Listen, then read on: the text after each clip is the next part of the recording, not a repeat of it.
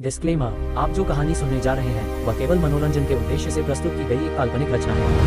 इस कहानी के सभी पात्र, घटनाएं, स्थान, संवाद और परिस्थितियां लेखक की कल्पना पर आधारित हैं। इनका किसी जीवित या मृत व्यक्ति, संस्था, समुदाय, स्थान अथवा वास्तविक घटना से कोई संबंध नहीं है। यदि किसी प्रकार की समानता दिखाई देती है तो उसे मात्र संयोग माना जाए। इस वीडियो में व्यक्त विचार, घटनाएं या परिस्थितियां किसी भी ब्रांड, उत्पाद, संगठन या सेवा का प्रचार, समर्थन नहीं करती हैं। किसी भी नाम, चिन्ह या संदर्भ का उपयोग केवल कहानी को प्रभावशाली बनाने के लिए किया गया है। अब तैयार हो जाए एक ऐसी कहानी के लिए जहां कल्पना और रहस्य की सीमाएं धुंधली पड़ जाती हैं। यदि आपको ये कहानी पसंद आए तो वीडियो को लाइक, कमेंट, शेयर और चैनल सब्सक्राइब करना न भूलें। आपका एक छोटा सा समर्थन हमें नई कहानियां, नए अध्याय और भी रोमांचक रहस्यों को आपके सामने लाने के लिए प्रेरित करता है। धन्यवाद और कहानी का आनंद लीजिए। अध्याय 201, क्षमा करें। शाओ चेन के संदेह दूर होने से पहले ही रिगुआंग शहर की गहराई से अचानक एक हिंसक ऊर्जा का प्रवाह फूट पड़ा। इसके तुरंत बाद 10 घोर काली आकृतियां भूतों की तरह काले कोहरे से बाहर निकलीं और वांग्युए द्वार के ऊपर मंडराने लगीं। इन 10 आकृतियों में से प्रत्येक हष्टपुष्ट थी, गहरे बैंगनी रंग के शल्कों से ढकी हुई थी जिन पर भयावह राक्षसी आकृतियां बनी हुई थीं और उनसे घुटन भरी भयावह आभा निकल रही थी। नेता के हाथ में कांटों से जड़ा एक हड्डी का कोड़ा था, उसके सिर पर नुकीले सींग ठंडी रोशनी से चमक रहे थे और उसकी आंखें खून जैसी लाल थीं। उसके चारों ओर मंडराती राक्षसी ऊर्जा पिछले दानव नेता की तुलना में कई गुना अधिक सघन थी। अन्य 9 लोगों ने भी हथियार लहराए, कुछ के पास हड्डियों से बनी तलवारें थीं तो कुछ के पास हड्डियों से बनी लाठियां। हालांकि उनकी आभा नेता की तुलना में थोड़ी कम थी, फिर भी वे सभी सृजन क्षेत्र के शिखर पर पहुंच चुके थे। सृजन क्षेत्र के शिखर पर मौजूद 10 साधकों का संयुक्त दबाव एक साथ मिलकर वांग्युए गेट के ऊपर काले बादलों की तरह छा गया, जिससे नीचे मौजूद साधकों के लिए तुरंत सांस लेना मुश्किल हो गया। फुफकार, सृष्टि क्षेत्र के शिखर पर 10 राक्षस। इतने सारे कैसे हैं? क्या हमें यह नहीं बताया गया था कि सृष्टि के शिखर पर केवल एक ही नेता होता है? सब खत्म हो गया, सब खत्म हो गया। सुप्रीम एल्डर लू मिंगयुआन को बहला फुसला कर ले जाया गया है और हम मदद के लिए संपर्क भी नहीं कर सकते। शहर की दीवारों पर बैठे साधकों का चेहरा आकाश में दिखाई देने वाली 10 आकृतियों को देखकर पीला पड़ गया। घबराहट भरी फुसफुसाहटें एक के बाद एक उठने लगी और कई लोग कांपने भी लगे। सृष्टि के शिखर पर एक दानव से निपटने के लिए भी सर्वोच्च वर पुजारी लू मिंगयुआन को अपना पूरा प्रयास करना पड़ता था। अब जब 10 दानव एक साथ प्रकट हो गए हैं तो उनके समूह की तो बात ही छोड़िए, यहाँ तक कि अगर रिगुआंग शहर की पूरी युद्ध शक्ति भी इकट्ठा हो जाए तो भी उनका मुकाबला करना शायद मुश्किल होगा। लिन जिंगशिंग आकाश में मंडराते राक्षसों को टकटकी लगाकर देख रहा था। उसका चेहरा इतना गंभीर था कि मानो उससे पानी टपक सकता हो। उसकी मुट्ठियां कसकर बंद थीं, उंगलियों के जोड़ सफ़ेद पड़ गए थे। उसने जियाओ चेन की ओर मुड़कर देखा, उसकी आंखों में अपराधबोध भरा था। उसकी आवाज़ कर्कश थी, भाई जियाओ, मुझे माफ़ कर दो। मैंने ही तुम दोनों को फंसाया है। अगर उसने शियाओ चेन और स्टोन को रिगुआंग शहर में आमंत्रित नहीं किया होता तो वे शायद अभी भी वुया शहर में सुरक्षित आराम कर रहे होते और उन्हें इस निश्चित मृत्यु की स्थिति में नहीं पड़ना पड़ता। ये सोचकर लिन जिंगशिंग को और भी अधिक आत्मनिरीक्षण महसूस हुआ। अगर आज हम मौत से नहीं बच पाए तो मैं आप दोनों का जीवन भर ऋणी रहूंगा। बाद में मैं उन्हें रोकने की पूरी कोशिश करूंगा। आपको आगे बढ़ने का मौका ढूंढना होगा, जिसे भी बचा सकें बचा लीजिए। वह भली भांति जानता था कि सृजन क्षेत्र के शिखर पर स्थित ये 10 राक्षस उनके बस की बात नहीं थे। सर्वोच्च गुरु लू मिंगयुआन को बहला फुसला कर ले जाना स्पष्ट रूप से राक्षसों की एक सोची समझी साजिश थी। दुश्मन का इरादा सर्वोच्च एल्डर लू मिंगयुआन की अनुपस्थिति का फायदा उठाकर एक ही झटके में वांग्युए गेट को तोड़कर रिगुआंग शहर की रक्षा पंक्ति को तहस नहस कर देना था। जियाओ चेन ने लिन जिंगशिंग के अपराधबोध से भरे चेहरे को देखा। भाई लिन, अभी इसके लिए समय नहीं है। जब तक अंतिम क्षण नहीं आ जाता तब तक आशा की एक किरण बाकी है। आप सभी लोग हार मत मानो। उनकी बातों के बावजूद जियाओ चेन को खुद पर भरोसा नहीं था। हालांकि वह अब दाव प्रदर्शन के शिखर पर था और उसकी भाला शक्ति ने बड़ी सफलता हासिल कर ली थी, फिर भी सृजन क्षेत्र के शिखर पर राक्षसों का सामना करना, वह एक का भी मुश्किल से सामना कर पाता, 10 का तो छोड़ ही दीजिए। स्टोन का शरीर तो मजबूत था और शायद वह 1-2 को रोक पाता, लेकिन 10 के सामने तो यह मानो ऊंट के मुंह में जीरा जैसा होता। लिन जिंगशिंग और लुओ किंगयांग ने अभी अभी सृजन क्षेत्र के प्रारंभिक चरण में प्रवेश किया था। सृजन क्षेत्र के शिखर के सामने वे और भी अधिक असुरक्षित थे। फिर भी वह घबराहट नहीं दिखा सकता था। टीम के सबसे मजबूत सदस्यों में से एक होने के नाते अगर वह घबरा जाता तो पूरी टीम बिखर जाती। स्टोन ने भी अपनी मुट्ठियां भींच लीं। हालांकि उसे आकाश में राक्षसों का भयानक दबाव महसूस हो रहा था, फिर भी वह मुस्कुराया और बोला, बिग ब्रदर सही कह रहा है। ये सिर्फ 10 राक्षस हैं, है ना? मैं इन्हें एक एक करके मार गिराऊंगा। भले ही मैं जीत ना पाऊं, मुझे लड़ना ही होगा। अगर वे चाहते हैं कि हम आत्मसमर्पण कर दें तो ऐसा बिल्कुल नहीं होगा। उसके नौनिम्न दानव देव शरीर में हल्की सी हलचल हुई। इतने शक्तिशाली शत्रुओं का सामना करते हुए भय के बजाय उसके भीतर युद्ध की तीव्र भावना जागृत हुई। हालांकि वह यह भी जानता था कि इस बार परिस्थितियां अत्यंत गंभीर होने की संभावना है। लुओ किंग्यांग का चेहरा पीला पड़ गया था, लेकिन उसने खुद को शांत किया और शियाओ चेन की ओर देखकर कहा, भाई शियाओ, क्या आपके पास कोई उपाय है?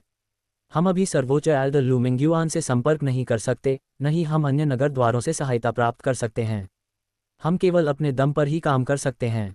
शाओ चेन ने भौहें चढ़ाईं, उसके दिमाग में तरह तरह के विचार चल रहे थे। सीधे सीधे लड़ना तो बिल्कुल भी कारगर नहीं होगा। क्या बाहर निकलना संभव है? राक्षसों ने बहुत पहले ही वांग्युए गेट को घेर लिया था और सृजन क्षेत्र के शिखर पर 10 विशेषज्ञ आकाश की रक्षा कर रहे थे, इसलिए बचने का कोई मौका ही नहीं था। क्या देरी हो रही है? लेकिन किसी को नहीं पता था कि सर्वोच्च एल्डर लू मिंग्युआन कब लौटेंगे। शायद अतिरिक्त सेना के आने से पहले ही उनका नरसंहार हो जाए। तभी आकाश में विराजमान दानवों के सरदार ने अचानक बोलना शुरू किया। उसकी आवाज धातु के धातु से रगड़ने जैसी कर्कश थी। दयनीय मनुष्यों, अपना प्रतिरोध छोड़ दो। आज रिगुआंग शहर का पतन होगा और तुम सब मेरी जाति के लिए खून का भोजन बन जाओगे। जैसे ही उसने बोलना समाप्त किया, उसने अपने हाथ में मौजूद हड्डी के कोड़े को घुमाया। 10 राक्षसी आकृतियां एक साथ शहर के द्वार की ओर झपटी। उनकी राक्षसी ऊर्जा उमड़ रही थी। पल भर में भयानक हमले हुए और शहर की दीवारों पर मौजूद साधकों की ओर तेजी से बढ़े। बचो! जियाओ चेन ने तीखे स्वर में चिल्लाते हुए स्टोन को धक्का दिया। उसने खुद अपने जंग लगे लोहे के भाले को कसकर पकड़ा, अपनी सारी भाले की शक्ति का उपयोग किया और आने वाले हमलों को रोकने के लिए आगे बढ़ा। लिन जिंगशिंग और लुओ किंग्यांग ने भी एक ही समय में हमला किया और ड्रैगन फ्लेम और स्थानिक शक्ति को एक साथ मिलाकर एक नाजुक रक्षात्मक बाधा का निर्माण किया। बूम! राक्षसों के हमलों ने रक्षात्मक दीवार पर जोरदार प्रहार किया और उसे पल भर में चकनाचूर कर दिया। झटके से शियाओ चेन और अन्य लोग बार बार पीछे की ओर गिरे और उनके होठों से खून बहने लगा। शहर की दीवारों पर मौजूद साधारण साधकों का हाल तो और भी बुरा था। उनमें से कई सीधे ही बिजली के झटके से उड़कर जमीन पर गिर पड़े। उनका क्या हुआ यह अज्ञात है। सृष्टि क्षेत्र के शिखर पर 10 राक्षसों के संयुक्त हमले में इतनी भयानक शक्ति थी। शाओ चेन ने अपने होठों से खून पोंछा और धीरे धीरे पास आते राक्षसों को देखने लगा। पहली बार उसके मन में बेबसी का भाव जागा। क्या सच में आज उसकी मृत्यु यहीं होने वाली है? लेकिन स्टोन, लिन जिंगशिंग और उसके बगल में खड़े अन्य लोगों को देखकर और अपने गुरु लिन जोऊ के निर्देशों के साथ साथ अपनी छोटी बहन जियांग ली और छोटे भाई सुशे, जिनसे वह अभी तक नहीं मिला था, को याद करते हुए उसके दिल में एक तीव्र अनिच्छा जागृत हो गई। नहीं, मैं इस तरह हार नहीं मान सकता। अगर थोड़ी सी भी उम्मीद है तो मुझे उसे जरूर थाम लेना चाहिए। उसने अचानक ऊपर देखा। उसकी आंखों में दृढ़ संकल्प की चमक थी। अपने जंग लगे लोहे के भाले को कसकर पकड़े हुए वह सबसे आगे वाले राक्षस की ओर दौड़ा। चाहे उसे मरना ही क्यों न पड़े, वह अपने साथ एक राक्षस को मार गिराएगा। वांग्युए गेट के सामने का वातावरण अत्यंत तनावपूर्ण था। शियाओ चेन, स्टोन, लिन जिंगशिंग, लुओ किंग्यांग और बाइशी कंधे से कंधा मिलाकर खड़े थे। उनकी आंखों में पीछे हटने का कोई संकेत नहीं था, केवल दृढ़ संकल्प था। सृष्टि के शिखर पर 10 राक्षसों का सामना करते हुए उन्होंने बहुत पहले ही मृत्यु के लिए तैयारी कर ली थी। एक को मारना लागत निकालने के लिए काफी है, 2 को मारना लाभप्रद है। स्टोन ने जोरदार दहाड़ लगाए और सबसे पहले नजदीकी दानव की ओर दौड़ा। उसकी मुट्ठियों में हल्के सुनहरे रंग की रक्त ऊर्जा भर रही थी। ये जानते हुए भी कि वह उसका मुकाबला नहीं कर सकता, वह बैठकर मौत का इंतजार करने को तैयार नहीं था। लिन जिंगशिंग और लुओ किंग्यांग उनके ठीक पीछे पीछे चल रहे थे और उन्होंने ड्रैगन फ्लेम और स्थानिक शक्ति को एक साथ मिलाकर राक्षसों पर एक भयंकर हमला किया। बाइशी ने भी अपनी जीवन बद्ध ज्वाला को आह्वान किया और जैसे ही वह राक्षसों की ओर उड़ी, उसके चारों ओर एक लाल अग्नि कमल खिल उठा। शाओ चेन ने गहरी सांस ली, अपने जंग लगे लोहे के भाले को मजबूती से पकड़ा और 2 राक्षसों पर अपनी निगाहें गड़ाकर सीधे आगे बढ़ गया। वह जानता था कि वह सबसे कमजोर है, लेकिन वह अपनी आखिरी ताकत लगाकर दूसरों को जीतने का मौका देना चाहता था। तुम खुद को जरूरत से ज्यादा आंक रहे हो, इंसान। सामने खड़े दोनों राक्षसों ने ताना मारा। उनकी आंखों में उपहास भरा हुआ था। उन्होंने शियाओ चेन को बिल्कुल भी गंभीरता से नहीं लिया। उसे अपनी ओर दौड़ते देख दोनों ने एक साथ अपनी मार्शल आर्ट तकनीकों का प्रयोग किया। अध्याय 202 जियांग ली और सुशे आ गए हैं। एक काला राक्षसी पंजा एकजुट हुआ जिसमें अंतरिक्ष को चीरने की शक्ति थी। एक अन्य हमले में काले कांटों से भरा आकाश दिखाई दिया जो बारिश की तरह शियाओ चेन की ओर बढ़ रहा था, जिसका स्पष्ट उद्देश्य समय बर्बाद किए बिना उसे एक ही झटके में मार डालना था। दोनों मार्शल आर्ट तकनीकों में निहित भयावह शक्ति को महसूस करते हुए जियाओ चेन का दिल अचानक डूब गया और उसके दिल की गहराई से पीछे हटने की एक बेताब इच्छा उमड़ पड़ी। मैं इसे ब्लॉक नहीं कर सकता, बिल्कुल भी ब्लॉक नहीं कर सकता। हालांकि अपने पीछे खड़े साथियों को देखकर वह समझ गया कि अगर वह अब पीछे हटता है तो न केवल उसका पीछा किया जाएगा बल्कि वह दूसरों को भी फंसा देगा। उसके पास खुद को तैयार करने के अलावा कोई चारा नहीं था। उसने अपने शरीर में मौजूद सारी शक्ति को अपने जंग लगे लोहे के भाले पर केंद्रित कर लिया ताकि वह अपना बचाव कर सके। ठीक इसी नाजुक क्षण में वांग युए गेट के भीतर से अचानक तलवार की रोशनी की एक चमकदार किरण निकली। वह तलवार की रोशनी अंधेरे को चीरती हुई उल्कापिंड की तरह थी जो अत्यंत गति से आगे बढ़ रही थी और पलक झपकते ही शियाओ चेन के सामने पहुंच गई। एक जोरदार आवाज के साथ इसने काले राक्षसी पंजे पर सटीक प्रहार किया जिससे पंजा पल भर में गायब हो गया। इसके तुरंत बाद तलवार की रोशनी एक अवरोध में परिवर्तित हो गई जिसने आकाश से आने वाले सभी काले नुकीले पिंडों को रोक दिया। जैसे ही वे पिंड अवरोध पर गिरे वे मानो मिट्टी के बैलों की तरह समुद्र में प्रवेश कर गए और पल भर में गायब हो गए। इतना ही नहीं, तलवार की रोशनी की शेष गति एक भयंकर आभा लिए हुए दोनों राक्षसों की ओर निर्दयता से वार करती हुई आगे बढ़ी। दोनों राक्षसों के चेहरे के भाव अचानक बदल गए और उन्होंने अपनी राक्षसी ऊर्जा को बचाव के लिए तेजी से इस्तेमाल किया। फिर भी वे तलवार की रोशनी से कांप रहे थे, बार बार पीछे हट रहे थे जबकि उनके मुंह के कोनों से काला खून बह रहा था। उनकी आंखें भय से भरी हुई थीं। कौन? दोनों ने कठोर स्वर में चिल्लाया। उनकी आवाज अविश्वास से भरी हुई थी। इस तलवार की रोशनी में निहित शक्ति ने वास्तव में उन्हें एक घातक खतरे का एहसास कराया। युद्ध क्षेत्र में मौजूद सभी लोग अचानक प्रकट हुई तलवार की रोशनी के कारण अपनी गतिविधियां रोक बैठे और उनकी निगाहें एक साथ उस दिशा की ओर मुड़ गईं जहां से तलवार की रोशनी आई थी। इस तलवार की बदौलत शुरू में निराशाजनक स्थिति ने तुरंत पॉज बटन दबा दिया था। तभी वांग युए गेट के अंदर से दो आकृतियां तेजी से उड़ती हुई दिखाई दीं। सामने खड़ा व्यक्ति लाल वस्त्र पहने हुए था। उसका चेहरा दृढ़ था और आंखें तलवार की तरह तेज थीं। उसके हाथ में एक लंबी तलवार थी। ये वही व्यक्ति था जिसने अभी अभी तलवार की रोशनी छोड़ी थी। पीछे खड़ा व्यक्ति एक विद्वान की तरह कपड़े पहने हुए था। उसके हाथ में एक पीली पड़ चुकी किताब थी। उसका स्वभाव सौम्य और परिष्कृत था, फिर भी उससे एक असाधारण आभा निकल रही थी। जैसे ही वे दोनों पास आए, जियाओ चेन ने उनके चेहरे स्पष्ट रूप से देखे और आश्चर्य से उसकी आंखों में चमक आ गई और वह अनायास ही चिल्ला उठा, छोटी बहन, छोटा भाई। स्टोन ने भी अपना हमला रोक दिया और लाल पोशाक वाली लड़की और विद्वान की ओर देखते हुए उत्साह से भरे चेहरे के साथ मुट्ठी लहराते हुए चिल्लाया, वरिष्ठ बहन, तीसरे वरिष्ठ भाई, आप यहाँ क्यों हैं? आगमन करने वालों में जियांग ली और सूशे के अलावा और कोई नहीं थे।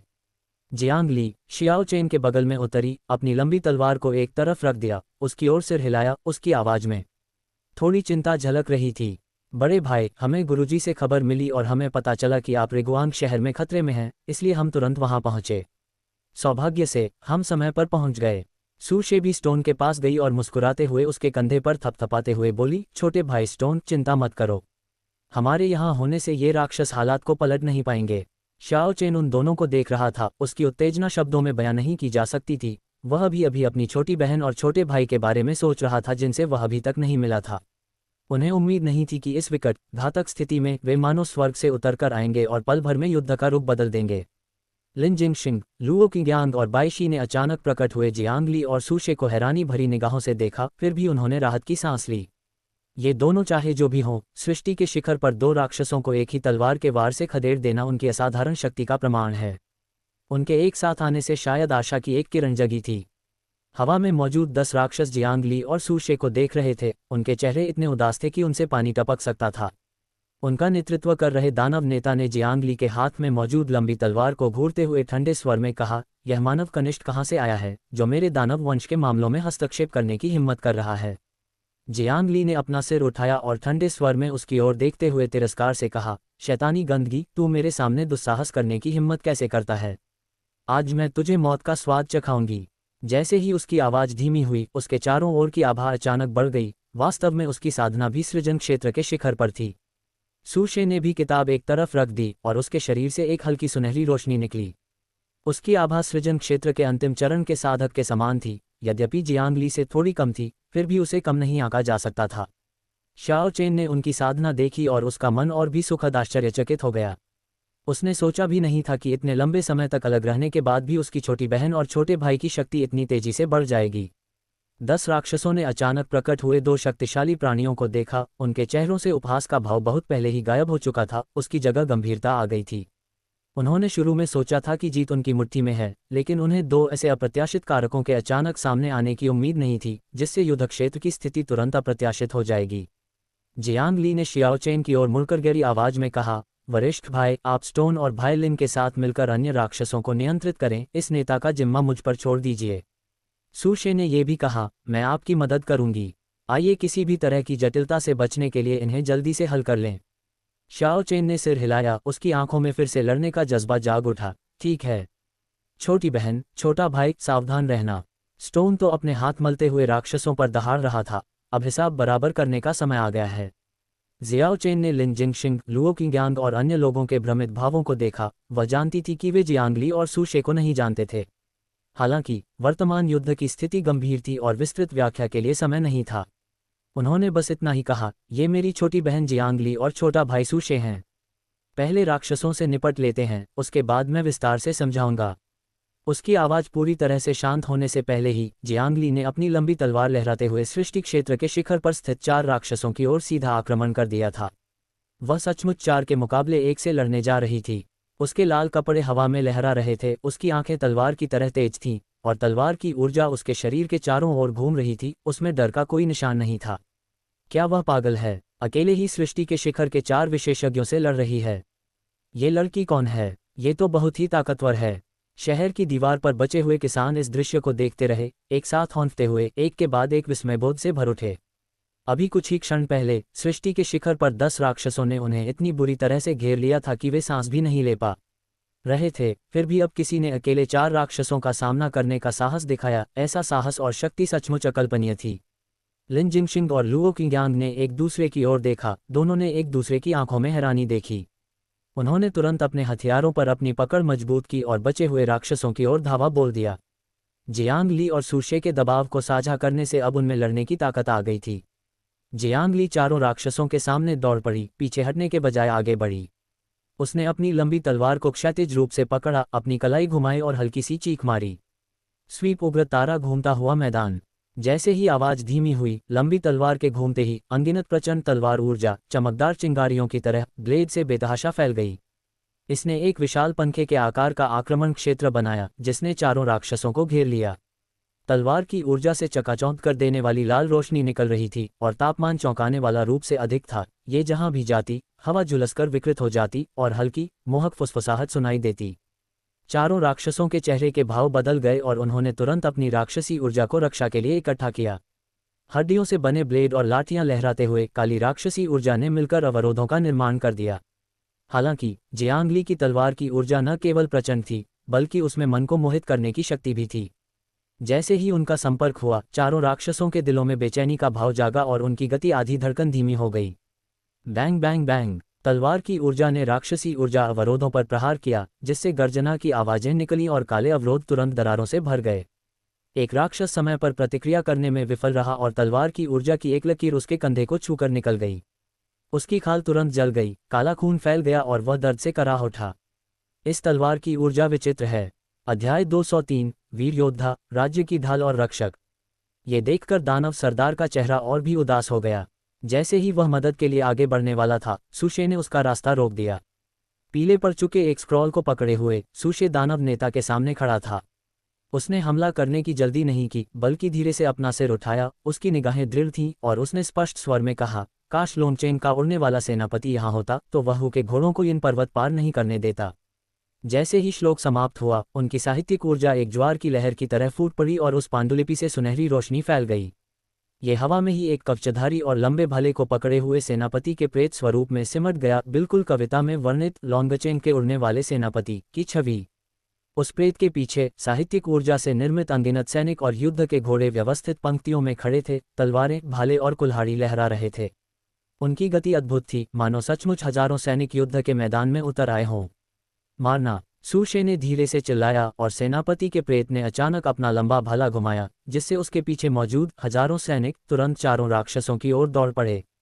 साहित्यिक ऊर्जा से प्रकट हुए सैनिक निडर थे। वे तलवारों से वार कर रहे थे और भालों से प्रहार कर रहे थे, जबकि उनके युद्ध के घोड़े सर पर दौड़ रहे थे, जिससे हमले की एक अजेय लहर बन रही थी। जियांगली द्वारा पहले से ही रोके जा रहे वे 4 राक्षस पहले से ही विचलित थे। हजारों सैनिकों के इस हमले को देखकर वे और भी ज्यादा घबरा गए। उनकी राक्षसी ऊर्जा की बाधा पल भर में टूट गई और प्रेत सैनिक एक ज्वार की तरह आगे बढ़े और उन्हें पूरी तरह से घेर लिया। उन पर तलवारों और भालों की बौछार होने लगी। हालांकि वे घातक घाव देने में असमर्थ थे, लेकिन उन्होंने राक्षसों को बार बार पीछे हटने के लिए मजबूर कर दिया, जिससे उन्हें अपने साथी की सहायता करने का समय नहीं मिला। ये कौन सी तकनीक है? साहित्यिक ऊर्जा से सैनिकों को प्रकट करना। इस चौंकाने वाले दृश्य को देखकर लिन जिंगशिंग आश्चर्यचकित रह गया।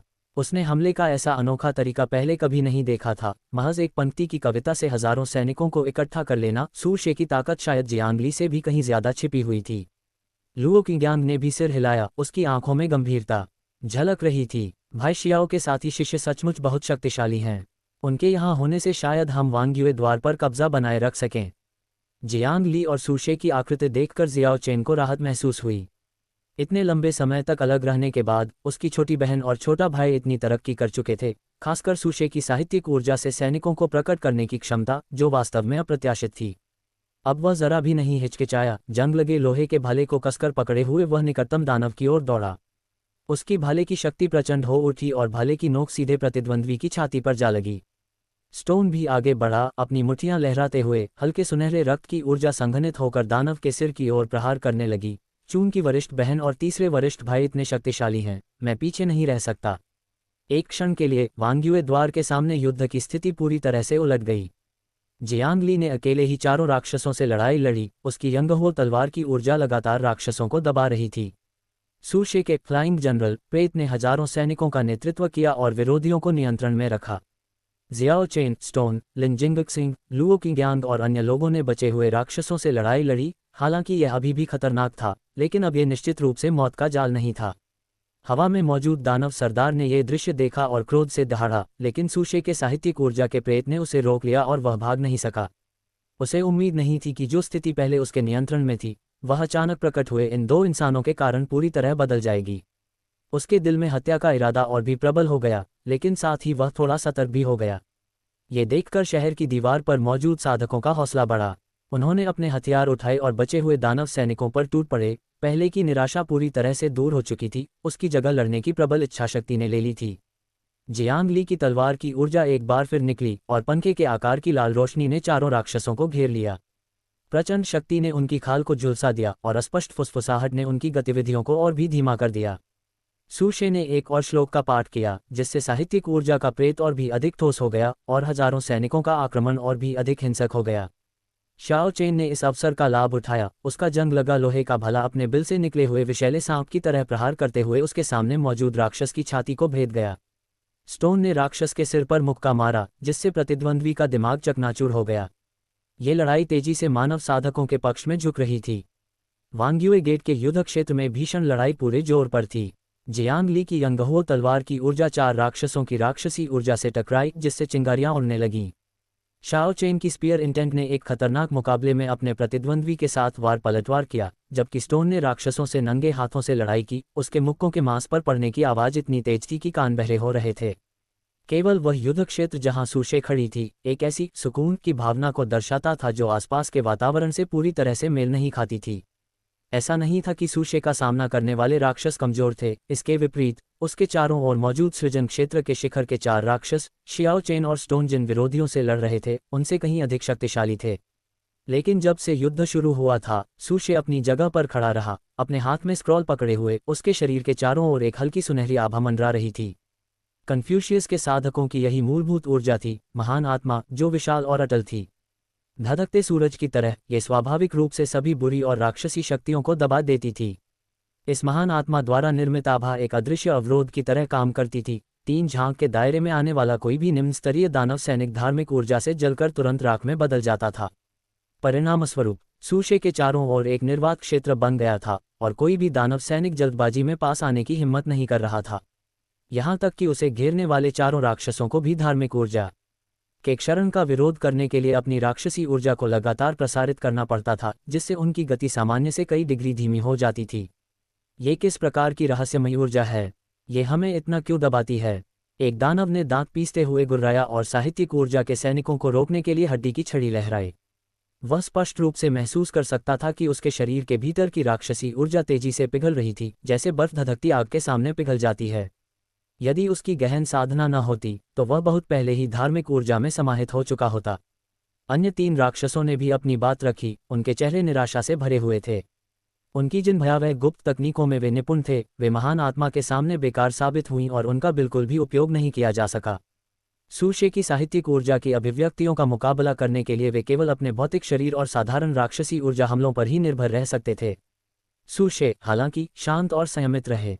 उनकी युद्ध शैली का मुक्कों और हथियारों के टकराव से कोई लेना देना नहीं था, बल्कि ये साहित्य के माध्यम से दाव का प्रसार करने, वाणी के माध्यम से नियमों का संचालन करने, अपने मुख में दिव्य आदेशों को धारण करने और अपने शब्दों को कानून बनाने के बारे में थी। उन्होंने धीरे से पत्र पलटा और स्पष्ट स्वर में कहा, वीर योद्धाओं, राज्य की ढाल और रक्षक। जैसे ही उसकी आवाज़ धीमी हुई, साहित्यिक ऊर्जा एक बार फिर संघनित होकर भारी कवच पहने, लंबे भाले लिए दर्जनों प्रेतों के रूप में प्रकट हुई। उन्होंने एक पंक्ति बनाई और चारों राक्षसों की ओर निरंतर आगे बढ़ने लगे।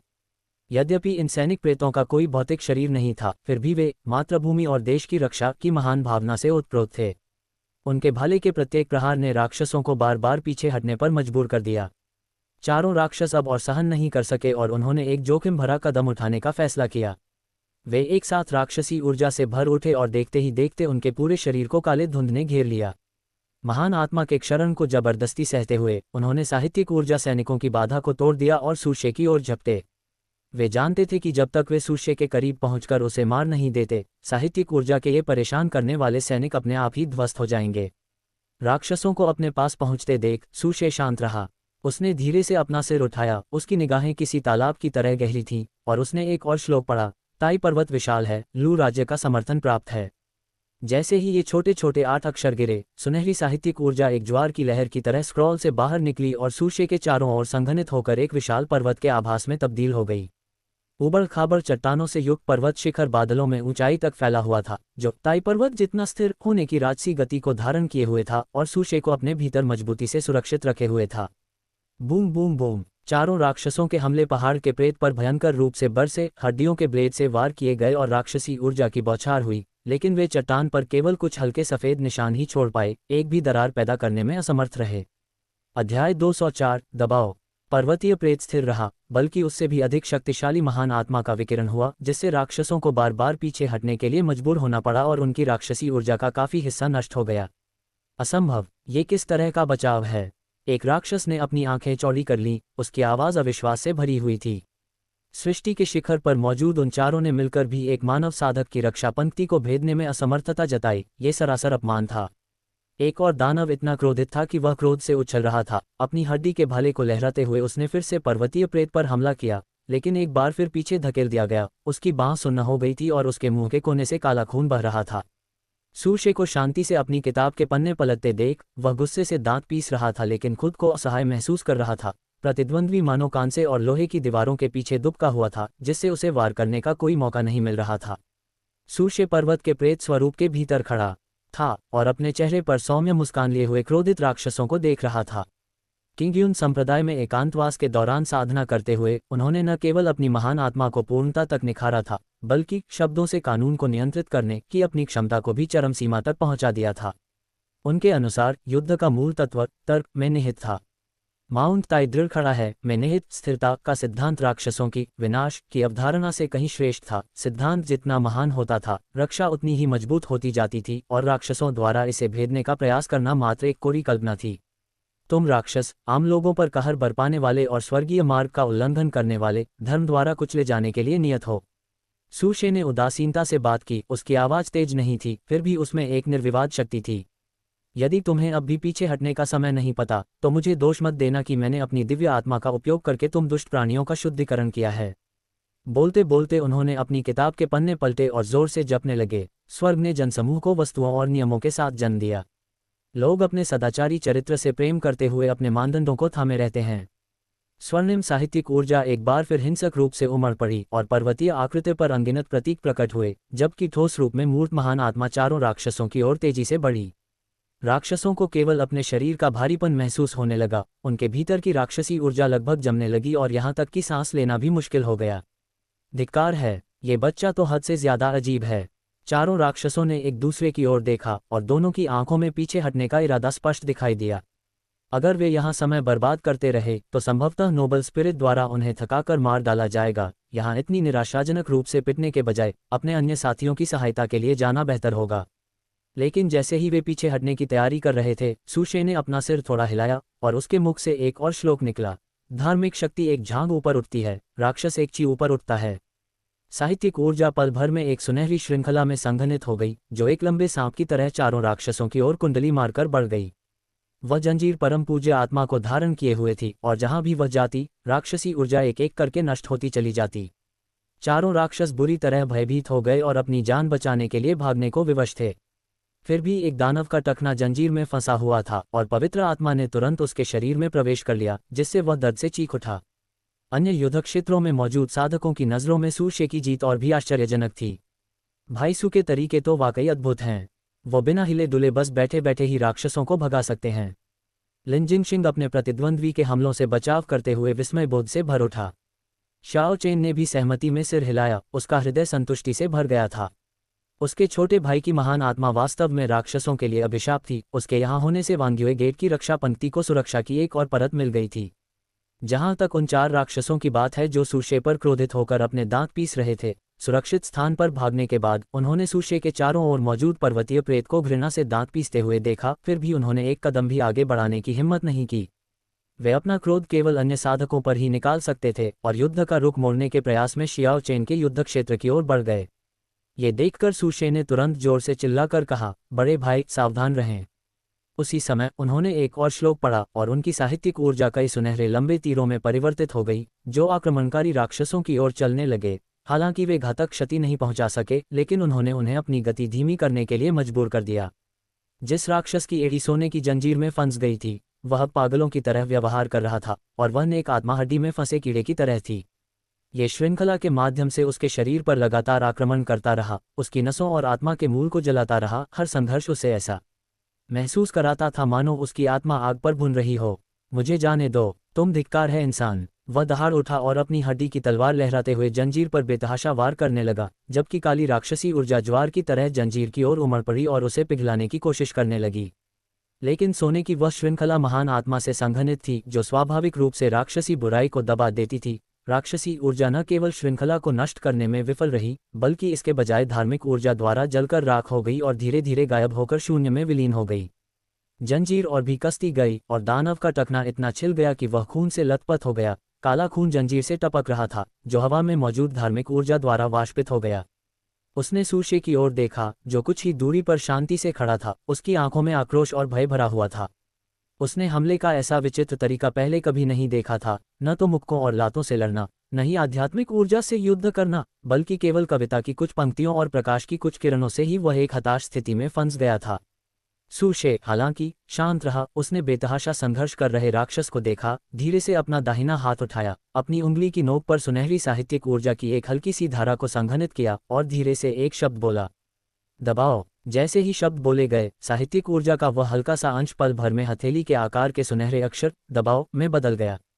वह चरित्र प्राचीन और जीवंत था, मानो सोने और पत्थर पर उकेरा गया हो, जिससे दिल की धड़कन बढ़ा देने वाला दबाव महसूस हो रहा था। दमन नामक आकृति धीरे धीरे तैरती हुई पवित्र आत्मा के प्रकाश को धारण किए हुए राक्षस के माथे की ओर उड़ गई।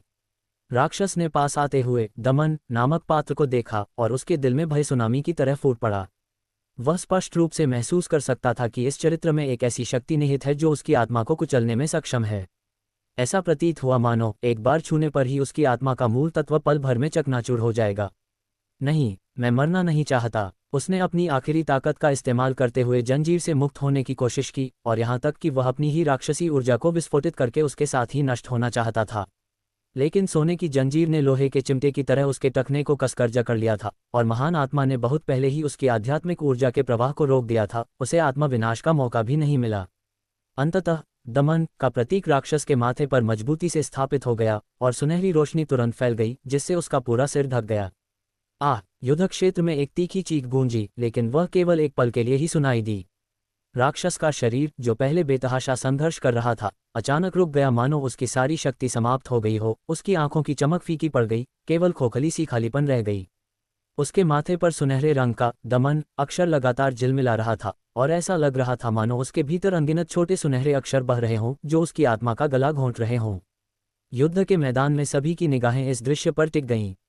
जियांग ली की तलवार की आभा धीमी हो गई, शियाओ चेन के भाले की गति थोड़ी रुक गई और यहाँ तक कि सू शे को घेरने वाले अन्य 3 राक्षस भी अपनी कार्रवाई रोककर अपने साथी को भय से देखने लगे। कुछ ही क्षणों के बाद सुनहरे रंग के दबाव डालें अक्षर की रोशनी धीरे धीरे मंद पड़ गई और अंततः शून्य में विलीन हो गई। राक्षस का शरीर जैसे किसी कठपुतली के धागे काट दिए गए हों, हवा से सीधे नीचे गिरा और धड़ाम की आवाज के साथ जमीन पर जा गिरा, जिससे धूल का बादल उड़ गया। उसका शरीर तो बरकरार था, लेकिन उसमें जीवन की कोई सांस नहीं बची थी। स्पष्ट रूप से उसकी आत्मा को दमन नामक चरित्र ने पूरी तरह से गला घोंट दिया था और केवल एक खोखला शरीर ही बचा था। मर गया, सिर्फ एक पात्र, और उसने सृजन क्षेत्र के शिखर पर एक दानव को मार डाला। शहर की दीवार पर मौजूद साधक हक्का बक्का रह गए, उनकी सांसें भी रुक गईं। कुछ पल पहले तक वह राक्षस बुरी तरह छटपटा रहा था, तभी एक सुनहरे दमन चिन्ह ने उसे कैसे बेजान बना दिया। इस कन्फ्यूशियस साधक की विधियां तो वाकई बेहद भयानक हैं। अध्याय 205 सफाया करो।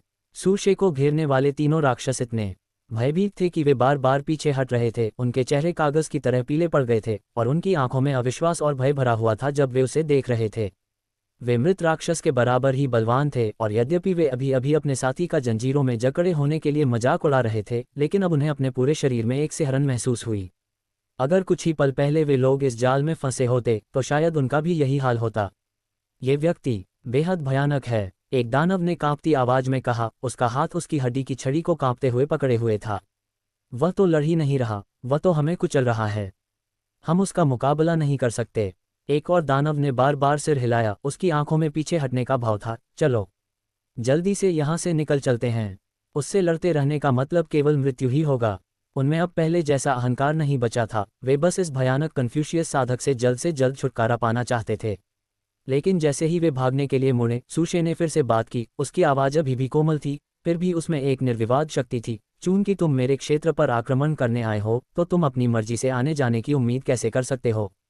उसने अपने हाथ में पकड़ी किताब के पन्ने पलटे और उसकी स्वर्णिम साहित्यिक ऊर्जा एक बार फिर उमड़ पड़ी जब उसने जोर से कहा, पीली रेत में 100 लड़ाइयों के बाद मेरा सुनहरा कवच घिस गया है। मैं तब तक वापस नहीं लौटूंगा जब तक लूलान पर विजय प्राप्त नहीं हो जाती।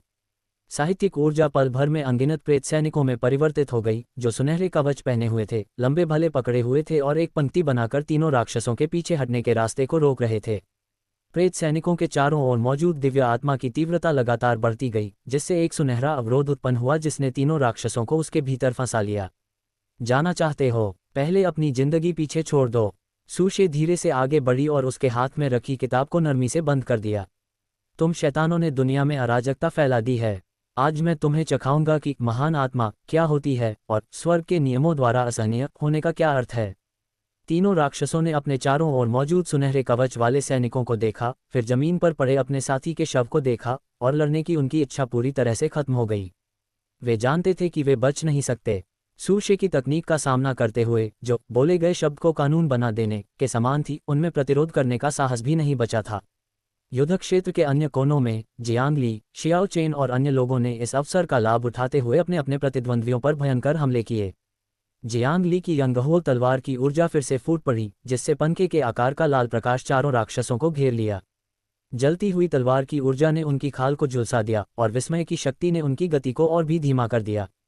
जियाओ चेन ने इस अवसर का लाभ उठाया। उसकी भले की शक्ति एकजुट हो गई और उसने एक ही वार में अपने प्रतिद्वंद्वी की छाती को भेद दिया। शी टाओ ने तो एक राक्षस की रीढ़ की हड्डी में मुक्का मारकर उसे पूरी तरह से मार डाला। सू शे के पक्ष में आए परिणाम सभी के लिए एड्रेनालाइन के एक शॉट की तरह थे। पहले गतिरोध में फंसा हुआ युद्ध पल भर में मानव साधकों के लिए अत्यंत अनुकूल दिशा में मुड़ गया। जहां तक फंसे हुए तीनों राक्षसों की बात है, सुनहरे कवच वाले सैनिकों को करीब आते देख और सू शे द्वारा लगातार सुनाई जा रही कविताओं को सुनकर वे अंततः पूरी तरह से टूट गए। उनके पैर कांपने लगे और वे सचमुच घुटनों के बल गिर पड़े। कांपते हुए बोले, हम आत्मसमर्पण करते हैं। हम समर्पण करने को तैयार हैं। कृपया हमें मत मारो। सू शे ने घुटनों के बल बैठे राक्षसों को देखा। उसकी आंखों में कोई भाव नहीं था और उसने उदासीनता से कहा, राक्षसों ने अनगिनत बुराइयां की हैं और अपने हाथों को बहुत अधिक मानव रक्त से रंगा है। क्या वे आत्मसमर्पण करेंगे? अब बहुत देर हो चुकी है। जैसे ही उसकी आवाज धीमी हुई, उसने एक और शब्द कहा, नष्ट कर दो। स्वर्णिम साहित्यिक ऊर्जा से संघनित शब्द समाप्त करना में एक तीखा घातक इरादा था, जो तीनों राक्षसों की ओर उड़ता हुआ आगे बढ़ा। सू शे की तरफ से लगभग एक तरफा लड़ाई के विपरीत सृजन क्षेत्र के शिखर पर स्थित युद्ध क्षेत्र में जहां जियांग ली ने 4 राक्षसों से लड़ाई लड़ी, वहां का वातावरण कहीं अधिक गंभीर था। ये चारों राक्षस दानव सरदार द्वारा व्यक्तिगत रूप से चुने गए विशिष्ट योद्धा थे। न केवल उनका शरीर लोहे के समान कठोर था, बल्कि वे संयुक्त संरचना बनाने में भी निपुण थे। उनकी काली राक्षसी ऊर्जा ने एक जाल बुनकर जियांग ली को मजबूती से जकड़ लिया, जिससे उसके लिए फिलहाल बाहर निकलना मुश्किल हो गया। छोटी बच्ची, बस इतना ही है तुम्हारे पास। बेहतर होगा कि तुम आज्ञाकारी होकर आत्मसमर्पण कर दो और हमारा खून का भोजन बन जाओ। हड्डी की तलवार पकड़े एक दानव ने भयानक रूप से मुस्कुराते हुए अपनी तलवार लहराई और काली राक्षसी ऊर्जा एक ऊर्जा की तलवार में संघनित होकर जियांग ली की ओर वार करने लगी। अन्य 3 राक्षसों ने एक साथ हमला किया। वे हड्डियों से बने डंडे और भाले लिए हुए थे। उनके राक्षसी हमले ज्वार की तरह उमड़ पड़े, जिससे जियांग ली के बचने के सभी रास्ते बंद हो गए। जियांग ली की आंखें सिकुड़ गईं, उसके पैरों की चाल हवा में हिलती विलों की कलियों की तरह तेज हो गई। वह फुर्ती से घने हमलों के बीच से रास्ता बनाते हुए निकल गई। उसके लाल वस्त्र हवा में धुंधली लकीरें छोड़ते चले गए। उसके हाथ में मौजूद लंबी तलवार ने पलटवार करने की जल्दी नहीं की, वह बस लगातार वार रोकती और बचती रही। देखने में तो वह निष्क्रिय लग रही थी, लेकिन असल में वह चारों राक्षसों की संरचना में खामियों की तलाश कर रही थी। इस लड़की की चलने की तकनीक फुर्तीली है, लेकिन दुर्भाग्य से उसकी ताकत बहुत कमजोर है। वह हमारी सुरक्षा को बिल्कुल भी भेद नहीं सकती। एक अन्य दानव ने यह देखा। उसकी आवाज तिरस्कार से भरी हुई थी, उनकी खाल अविश्वसनीय रूप से कठोर थी। पहले लिन जिंगशिंग और अन्य लोगों के हमलों से उन पर केवल हल्के सफ़ेद निशान ही पड़ते थे। उनके विचार में जियांग ली की तलवार की ऊर्जा कितनी भी शक्तिशाली क्यों न हो, वह खुजली मिटाने से ज्यादा कुछ नहीं थी। ये सुनकर जियांग ली के होंठों के कोने पर एक ठंडी सी मुस्कान उभर आई। उसने अब और बचने की कोशिश नहीं की, अचानक अपने कदम रोक दिए। उसके शरीर के चारों ओर तलवार की ऊर्जा तुरंत केंद्रित हो गई और उसकी सारी शक्ति उसकी तलवार की नोक पर केंद्रित हो गई। अपनी कलाई के एक झटके से उसकी लंबी तलवार एक विषैले सांप की तरह वार करने के लिए तैयार उग्रता से आगे बढ़ी और उसने धीरे से फुसफुसाया, थ्रस्ट, उल्कापिंड चंद्रमा का पीछा कर रहा है। जैसे ही उसकी आवाज बंद हुई, लंबी तलवार बिजली की तरह निकली और ठंडी रोशनी की 4 चमकदार किरणों में बदल गई। रात के आकाश में उल्कापिंडों की तरह वे चारों राक्षसों के गले, हृदय और अन्य महत्वपूर्ण अंगों की ओर बढ़ीं। ठंडी रोशनी सबसे पहले आई। हवा के चीरने की तीखी आवाज बेहद तेज थी। तलवार की नोक कांप उठी, हल्की हल्की भनभनाहट की आवाजें निकलीं और इतनी तेजी से आगे बढ़ी कि केवल 4 धुंधली रोशनी की लकीरें ही रह गईं। चारों राक्षसों के चेहरे के भाव थोड़े बदल गए। ठंडी रोशनी की इन 4 चमकों की गति उनकी अपेक्षाओं से कहीं अधिक थी। फिर भी उन्होंने इसे गंभीरता से नहीं लिया, यह मानते हुए कि यह जियांग ली का हताशा भरा संघर्ष था। उन्होंने अपनी राक्षसी ऊर्जा को केंद्रित किया, अपनी सुरक्षात्मक कवच को चरम सीमा तक बढ़ाया और ठंडी रोशनी के उन पर पड़ने का इंतजार करते हुए व्यंग्यपूर्ण मुस्कान बिखेरी। क्लैंग क्लैंग क्लैंग क्लैंग, लगभग एक साथ 4 तीखी आवाजें गूंजीं और ठंडी रोशनी ठीक उसी तरह चारों राक्षसों के शल्कों पर पड़ी जैसा कि उन्होंने उम्मीद की थी। लेकिन जिस तरह से उन्होंने तलवार की ऊर्जा के क्षय की कल्पना की थी, उसके विपरीत जियांग ली की तलवार की नोक में एक भयानक भेदन शक्ति थी। जैसे कोई गर्म सुई मोटे कागज को छेद देती है, वैसे ही इसने पल भर में उन सुरक्षात्मक आवरणों को तोड़ दिया जिन पर उन्हें इतना गर्व था। एक दानव उसका मजाक उड़ाने ही वाला था कि अचानक उसे अपनी छाती में ठंडक महसूस हुई और उसने नीचे देखा।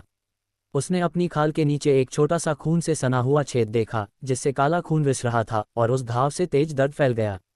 जब जियांग ली की तलवार की रोशनी उनके पास से गुजरी तो अन्य 3 राक्षसों को भी एहसास हुआ कि कुछ गड़बड़ है। उन्होंने मान लिया था कि यह पहले अन्य साधकों द्वारा किए गए हमलों की तरह ही था, बस खुजली मिटाने जैसा था, लेकिन उन्हें यह उम्मीद नहीं थी कि तलवार की ये दिखने में कोमल रोशनी आसानी से उनके शरीर को भेद सकती है।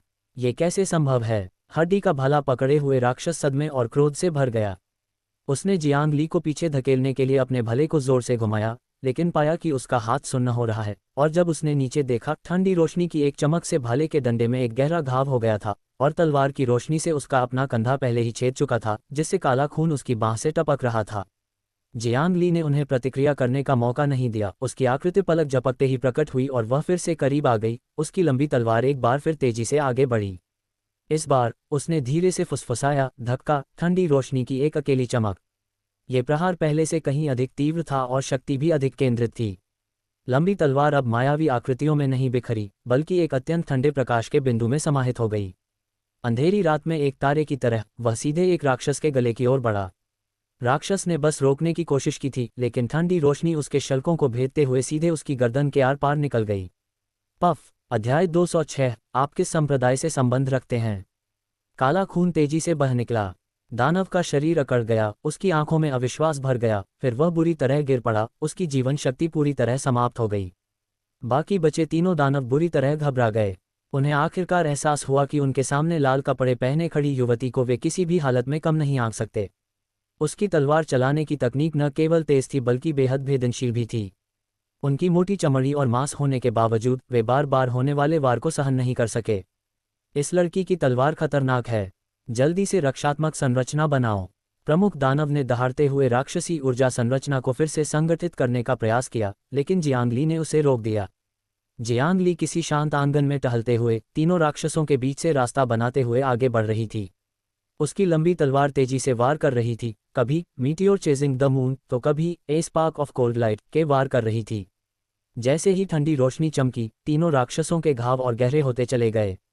जिन शरीरों पर उन्हें कभी गर्व था, वे जियांगली की तलवार के नीचे पतले कागज की तरह नाजुक हो गए थे। तलवार की रोशनी जब भी उन्हें छूती तो इतना गहरा घाव हो जाता कि हड्डी दिखने लगती। भागो मत, उससे जान की बाजी लगाकर लड़ो। हताशा से व्याकुल एक दानव ने अपनी रक्षा छोड़ दी और अपनी हड्डी की तलवार लहराते हुए जियांगली की ओर वार किया। लेकिन जैसे ही वह करीब आया, जियांगली की लंबी तलवार ने उसके हृदय को भेद दिया। ठंडी रोशनी उसके शरीर में समा गई, जिसमें इतनी प्रचंड शक्ति थी कि उसने पल भर में उसकी आत्मा को चकनाचूर कर दिया। कुछ ही क्षणों में जियांगली ने 4 राक्षसों में से 2 को मार गिराया। शेष 2 बुरी तरह घायल थे, उनके शरीर पर गहरे घाव थे, उनकी खाल काले खून से लाल हो गई थी और उनमें अब पहले जैसा घमंड नहीं बचा था। जियांगली की आकृति को देखकर, जो नरसंहार के देवता के समान प्रतीत होती थी, उनकी आंखों में भय के सिवा कुछ नहीं था। वे केवल जितनी जल्दी हो सके युद्ध के मैदान से भागना चाहते थे। अब भागना चाहते हो? बहुत देर हो चुकी है, जियांगली ने ठंडे स्वर में चिल्लाते हुए बिजली की गति से गति पकड़ी। वह एक दानव के पास पहुंची और अपनी लंबी तलवार से उसकी पीठ में तेजी से वार किया। ठंडी रोशनी उसकी छाती को भेद गई और दानव दर्द भरी चीख निकालते हुए जमीन पर गिर पड़ा।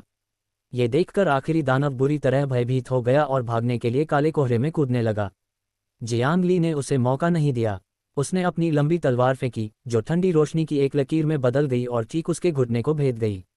राक्षस चीखा और जमीन पर गिर पड़ा। जियांगली धीरे धीरे उसके पास गई और ठंडी निगाहों से अपनी लंबी तलवार उसकी गर्दन पर रखकर बोली, बोलो, तुम्हारी राक्षस जाति की मुख्य सेना कब आएगी? दानव ने अपनी गर्दन पर टिकी लंबी तलवार को देखा, उसकी धार से निकल रही गर्मी और तीक्ष्णता को महसूस किया और अब वह कुछ भी छिपाने की हिम्मत नहीं कर सका। वह कांपते हुए बोला, मुख्य सेना 3 दिनों में आ जाएगी। दानव सरदार ने कहा है कि वे रिगुआंग शहर पर एक ही झटके में कब्जा कर लेंगे। जियांगली की आंखों में एक क्षणिक गंभीरता झलक उठी। फिर उसने अपनी कलाई से बल लगाया और जैसे ही लंबी तलवार घूमी, दानव का सिर जमीन पर गिर गया। उसने अपनी लंबी तलवार म्यान में रखी और जियाओ चेन और अन्य लोगों के बीच चल रहे युद्ध क्षेत्र की ओर मुड़ी। वहां भी लड़ाई अपने अंत के करीब थी, बस कुछ बिखरे हुए दानव ही जान लगाकर प्रतिरोध कर रहे थे। जियांगली ने गहरी सांस ली और जैसे ही वह शियाओ चेन को सहारा देने के लिए उसकी ओर उड़ी, उसका शरीर तेजी से कांपने लगा। इस समय शहर की दीवार पर मौजूद साधकों ने जियांगली द्वारा 4 राक्षसों का वध करने के वीरभाव को देखकर स्तब्ध रह गए थे और काफी देर बाद ही उन्होंने जोरदार जयकारे लगाए।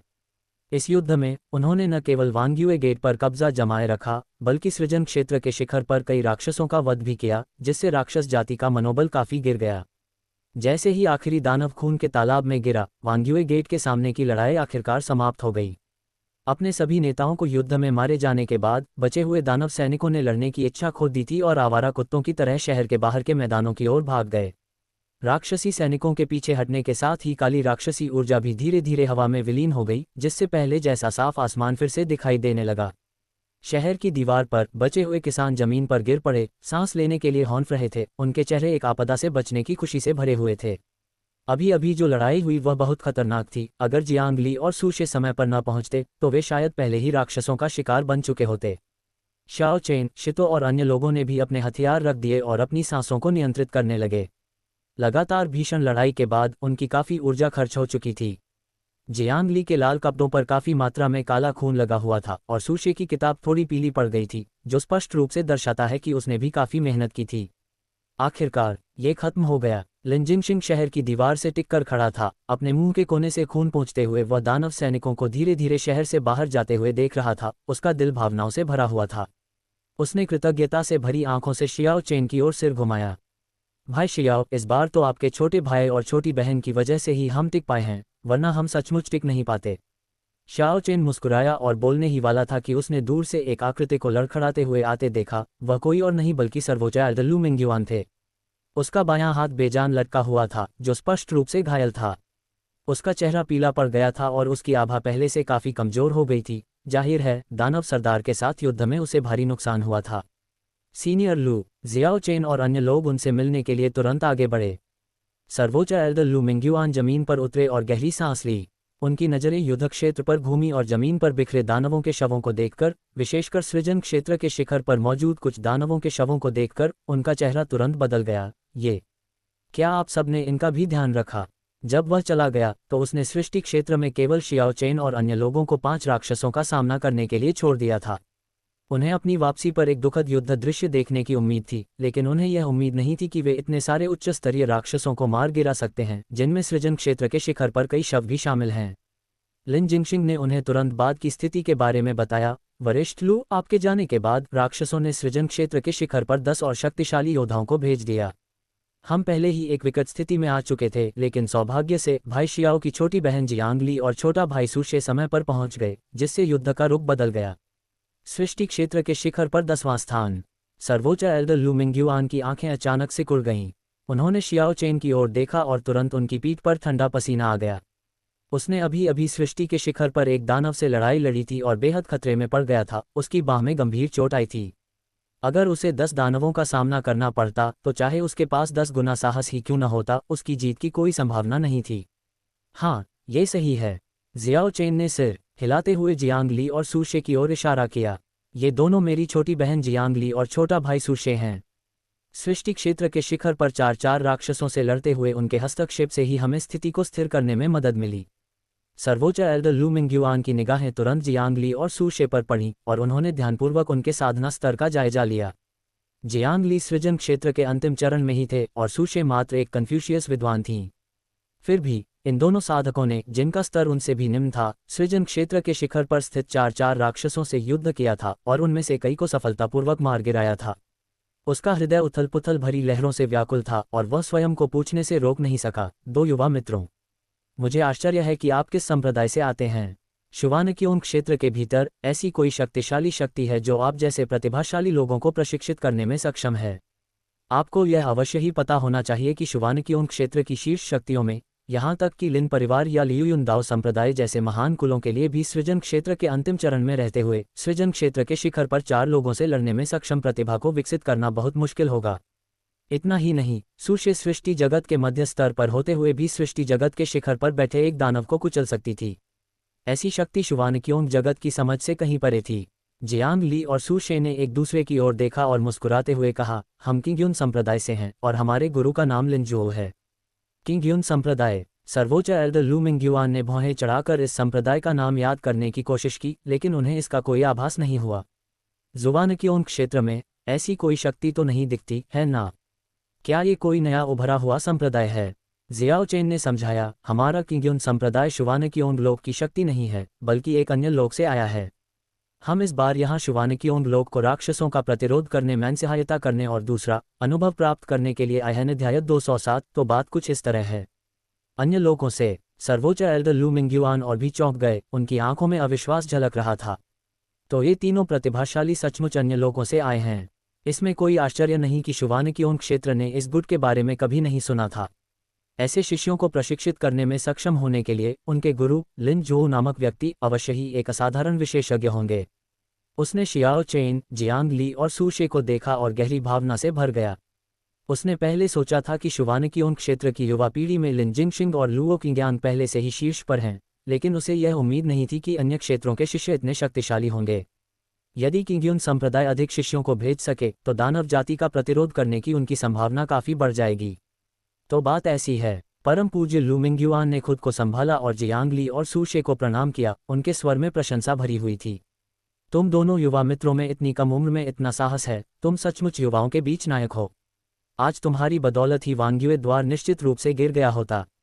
जियांग ली और सुशे ने तुरंत अभिवादन लौटाते हुए कहा, वरिष्ठ लू, आप बहुत दयालु हैं। दानव जाति का प्रतिरोध करना हमारा कर्तव्य है। तभी शहर के द्वार के बाहर से घोड़ों के खुरों की आवाज सुनाई दी।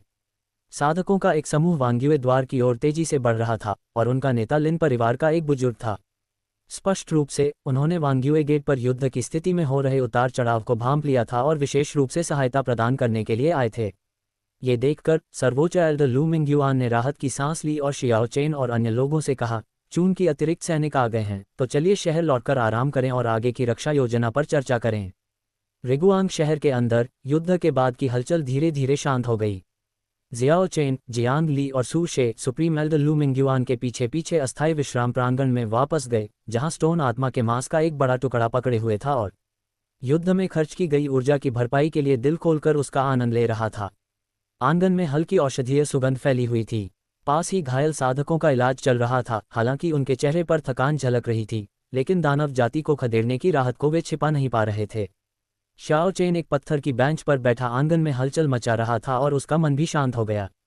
अगर जियांग ली और सूशे अभी अभी हुए उस भयंकर युद्ध के दौरान समय पर न पहुंचे होते तो परिणाम अकल्पनीय होते। उसने सोचा था कि सृष्टि के शिखर के 10 राक्षसों को मारने के बाद दानव जाति कुछ समय के लिए जल्दबाजी में फिर से हमला नहीं करेगी और शायद चीजें अस्थायी रूप से रुक सकती हैं, जिससे उन्हें आराम करने और संभावित आगामी लड़ाइयों के लिए तैयारी करने का समय मिल सके। लेकिन ये शांति ज्यादा देर तक नहीं टिकी। आंगन के द्वार के बाहर से तेज कदमों की आहट सुनाई दी और लिन जिंगशिंग गंभीर चेहरे के साथ अंदर आ गया।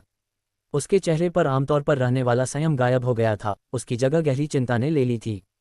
भाई शियाओ। लिन जिंगजिंग सीधे शियाओ चेन के पास गया। उसकी आवाज़ गंभीर थी, मुझे आपको कुछ बताना है।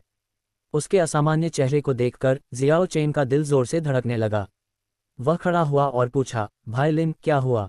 जियांग ली और सू शे ने भी अपना काम रोक दिया और लिन जिंगशिंग की ओर देखा। स्टोन, जिसका मुंह स्पिरिट मीट से भरा हुआ था, ने स्पष्ट रूप से पूछा, भाई लिन, क्या राक्षस वापस आ रहे हैं? मुझे अभी तक पर्याप्त लड़ाई नहीं मिली है। लिन जिंगशिंग ने अपना सिर हिलाया और एक कड़वी मुस्कान दी। ऐसा नहीं है कि वे फिर से हमला कर रहे हैं, बल्कि जिसे हमने अभी खदेड़ा है वह दानव जाति की मुख्य सेना बिल्कुल नहीं थी, बल्कि केवल उनकी अग्रिम पंक्ति थी। अग्रिम पंक्ति? जियाओ चेन ने भौहें चढ़ाईं। तुम्हारा मतलब है कि दानव जाति की एक और भी बड़ी सेना है? जी हाँ, लिन जिंगशिंग ने धीमी आवाज में कहा, मेरे पिता ने अभी अभी संदेश भेजा है कि दानव जाति की मुख्य सेना रिगुआंग पर्वतमाला के बाहरी इलाके में पहुंच गई है और 3 दिनों के भीतर रिगुआंग शहर पर बड़े पैमाने पर हमला करने की उम्मीद है। अभी अभी जो 10 सृष्टि स्तरीय राक्षस थे, वे महज मोहरे थे जिनका इस्तेमाल उन्होंने हमारी युद्ध शक्ति को परखने के लिए किया। असली सेना में 50 से कम सृष्टि स्तरीय राक्षस नहीं हैं और उनमें शक्तिशाली निर्वाण स्तरीय राक्षस भी हो सकते हैं। ये शब्द सुनते ही आंगन में सन्नाटा छा गया। स्टोन ने भी चबाना बंद कर दिया। उसके चेहरे से उत्साह गायब हो गया, केवल हैरानी के भाव रह गए। सृष्टि लोक के 50 राक्षस और साथ ही निर्वाण लोक के शक्तिशाली योद्धा। ऐसी मुठभेड़ अभी अभी हुई लड़ाई से 100 गुना अधिक खतरनाक है। शाओ चेन का हृदय भी भावनाओं से भर गया। वह निर्वाण लोक का अर्थ भली भांति जानता था, ये सृष्टि लोक से भी उच्चतर लोक था। सर्वोच्च एल्डर लू मिंगयुआन पहले से ही सृजन क्षेत्र के शिखर पर थे, फिर भी उन्होंने निर्वाण क्षेत्र की दहलीज को छुआ तक नहीं था और शुवानकियोन क्षेत्र में मान्यता प्राप्त सबसे शक्तिशाली व्यक्ति केवल निर्वाण क्षेत्र के शिखर पर था। यदि दानव जाति के पास वास्तव में निर्वाण क्षेत्र के शक्तिशाली योद्धा होते तो रिगुआंग शहर की रक्षा व्यवस्था पल भर में ध्वस्त हो जाती। लिन जिंगशिंग ने सभी के भावों को देखा और आगे कहा, मेरे पिता पहले ही रिगुआंग शहर पहुंच चुके हैं। वरिष्ठ लिन जैन यहाँ हैं। शियाओ चेन की आंखों में थोड़ी हैरानी झलक उठी। लिन जैन, जो वर्तमान में लिन परिवार के मुखिया हैं और निर्वाण स्तर की साधना में निपुण हैं, शुवानकियोन क्षेत्र के सर्वमान्य विशेषज्ञ हैं। वे कई वर्षों से लिन परिवार के मुख्यालय में ही तैनात थे और शायद ही कभी हस्तक्षेप करते थे। यहाँ तक कि वह स्वयं भी तुरंत वहां पहुंच गया था, जो इस महान युद्ध की दुखद तीव्रता को दर्शाने के लिए पर्याप्त था। लिन जिंगशिंग ने सिर हिलाया। उनके स्वर में थोड़ी बेबसी झलक रही थी। न केवल मेरे पिता, बल्कि सभी प्रमुख गुटों के मुखिया रिगुआंग शहर में एकत्रित हुए हैं। किंगयुन संप्रदाय के संप्रदाय प्रमुख, लियुन दाओ संप्रदाय के संप्रदाय प्रमुख, जितने भी विशेषज्ञ जुटाए जा सकते हैं, वे सभी रिगुआंग शहर की ओर बढ़ रहे हैं। लेकिन फिर भी दानव जाति की मुख्य शक्ति का सामना करने में हमें पूर्ण निश्चितता नहीं है। वह रुका और शियाओ चेन, जियांग ली और सू शे की ओर देखा। उसकी आंखों में क्षमा और ईमानदारी भरी थी। भाई शियाओ, छोटी बहन जियांग ली, छोटे भाई सू शे, आप शुवानकियोन क्षेत्र से नहीं हैं, इसलिए इस जीवन मरण की लड़ाई में भाग लेने का आप पर कोई दायित्व नहीं है। अगर तुम यहाँ नहीं रुकना चाहते तो अभी जा सकते हो। मैं तुम्हें शहर से बाहर निकालने के लिए लोगों का इंतजाम करूंगा। 3 दिनों के भीतर दानव जाति द्वारा शहर को पूरी तरह घेरने से पहले तुम्हारे पास भागने का मौका है। एक बार युद्ध शुरू हो गया तो शहर के द्वार बंद कर दिए जाएंगे और मुझे डर है कि तुम फिर कभी बाहर नहीं निकल पाओगे।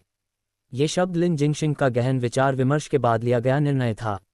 यद्यपि वे तीनों शाओ चेन और उसके साथी शक्तिशाली थे, फिर भी वे अंततः दूसरे स्तर के साधक थे और उन्हें शुवानकियोंग क्षेत्र के अस्तित्व के लिए अपने जीवन को जोखिम में डालने की कोई आवश्यकता नहीं थी।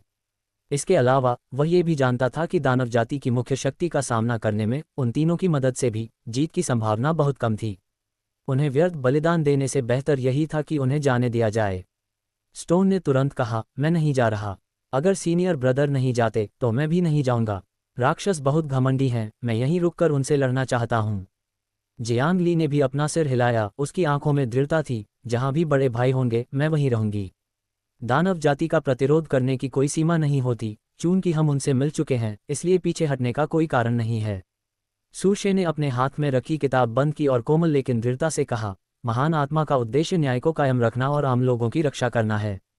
दानव जाति अराजकता फैला रही है और हमारे पास जाने का कोई कारण नहीं है। शाओ चेन ने अपने छोटे भाई और बहन को देखा, उसके दिल में एक गर्मजोशी भरी भावना उमड़ आई। फिर उसने लिन जिंगशिंग की ओर मुड़कर धीमी आवाज में कहा, भाई लिन, आपकी दयालुता के लिए धन्यवाद। लेकिन चूंकि हम रिगुआंग शहर आ चुके हैं, इसलिए हम इस समय पीछे नहीं हटेंगे।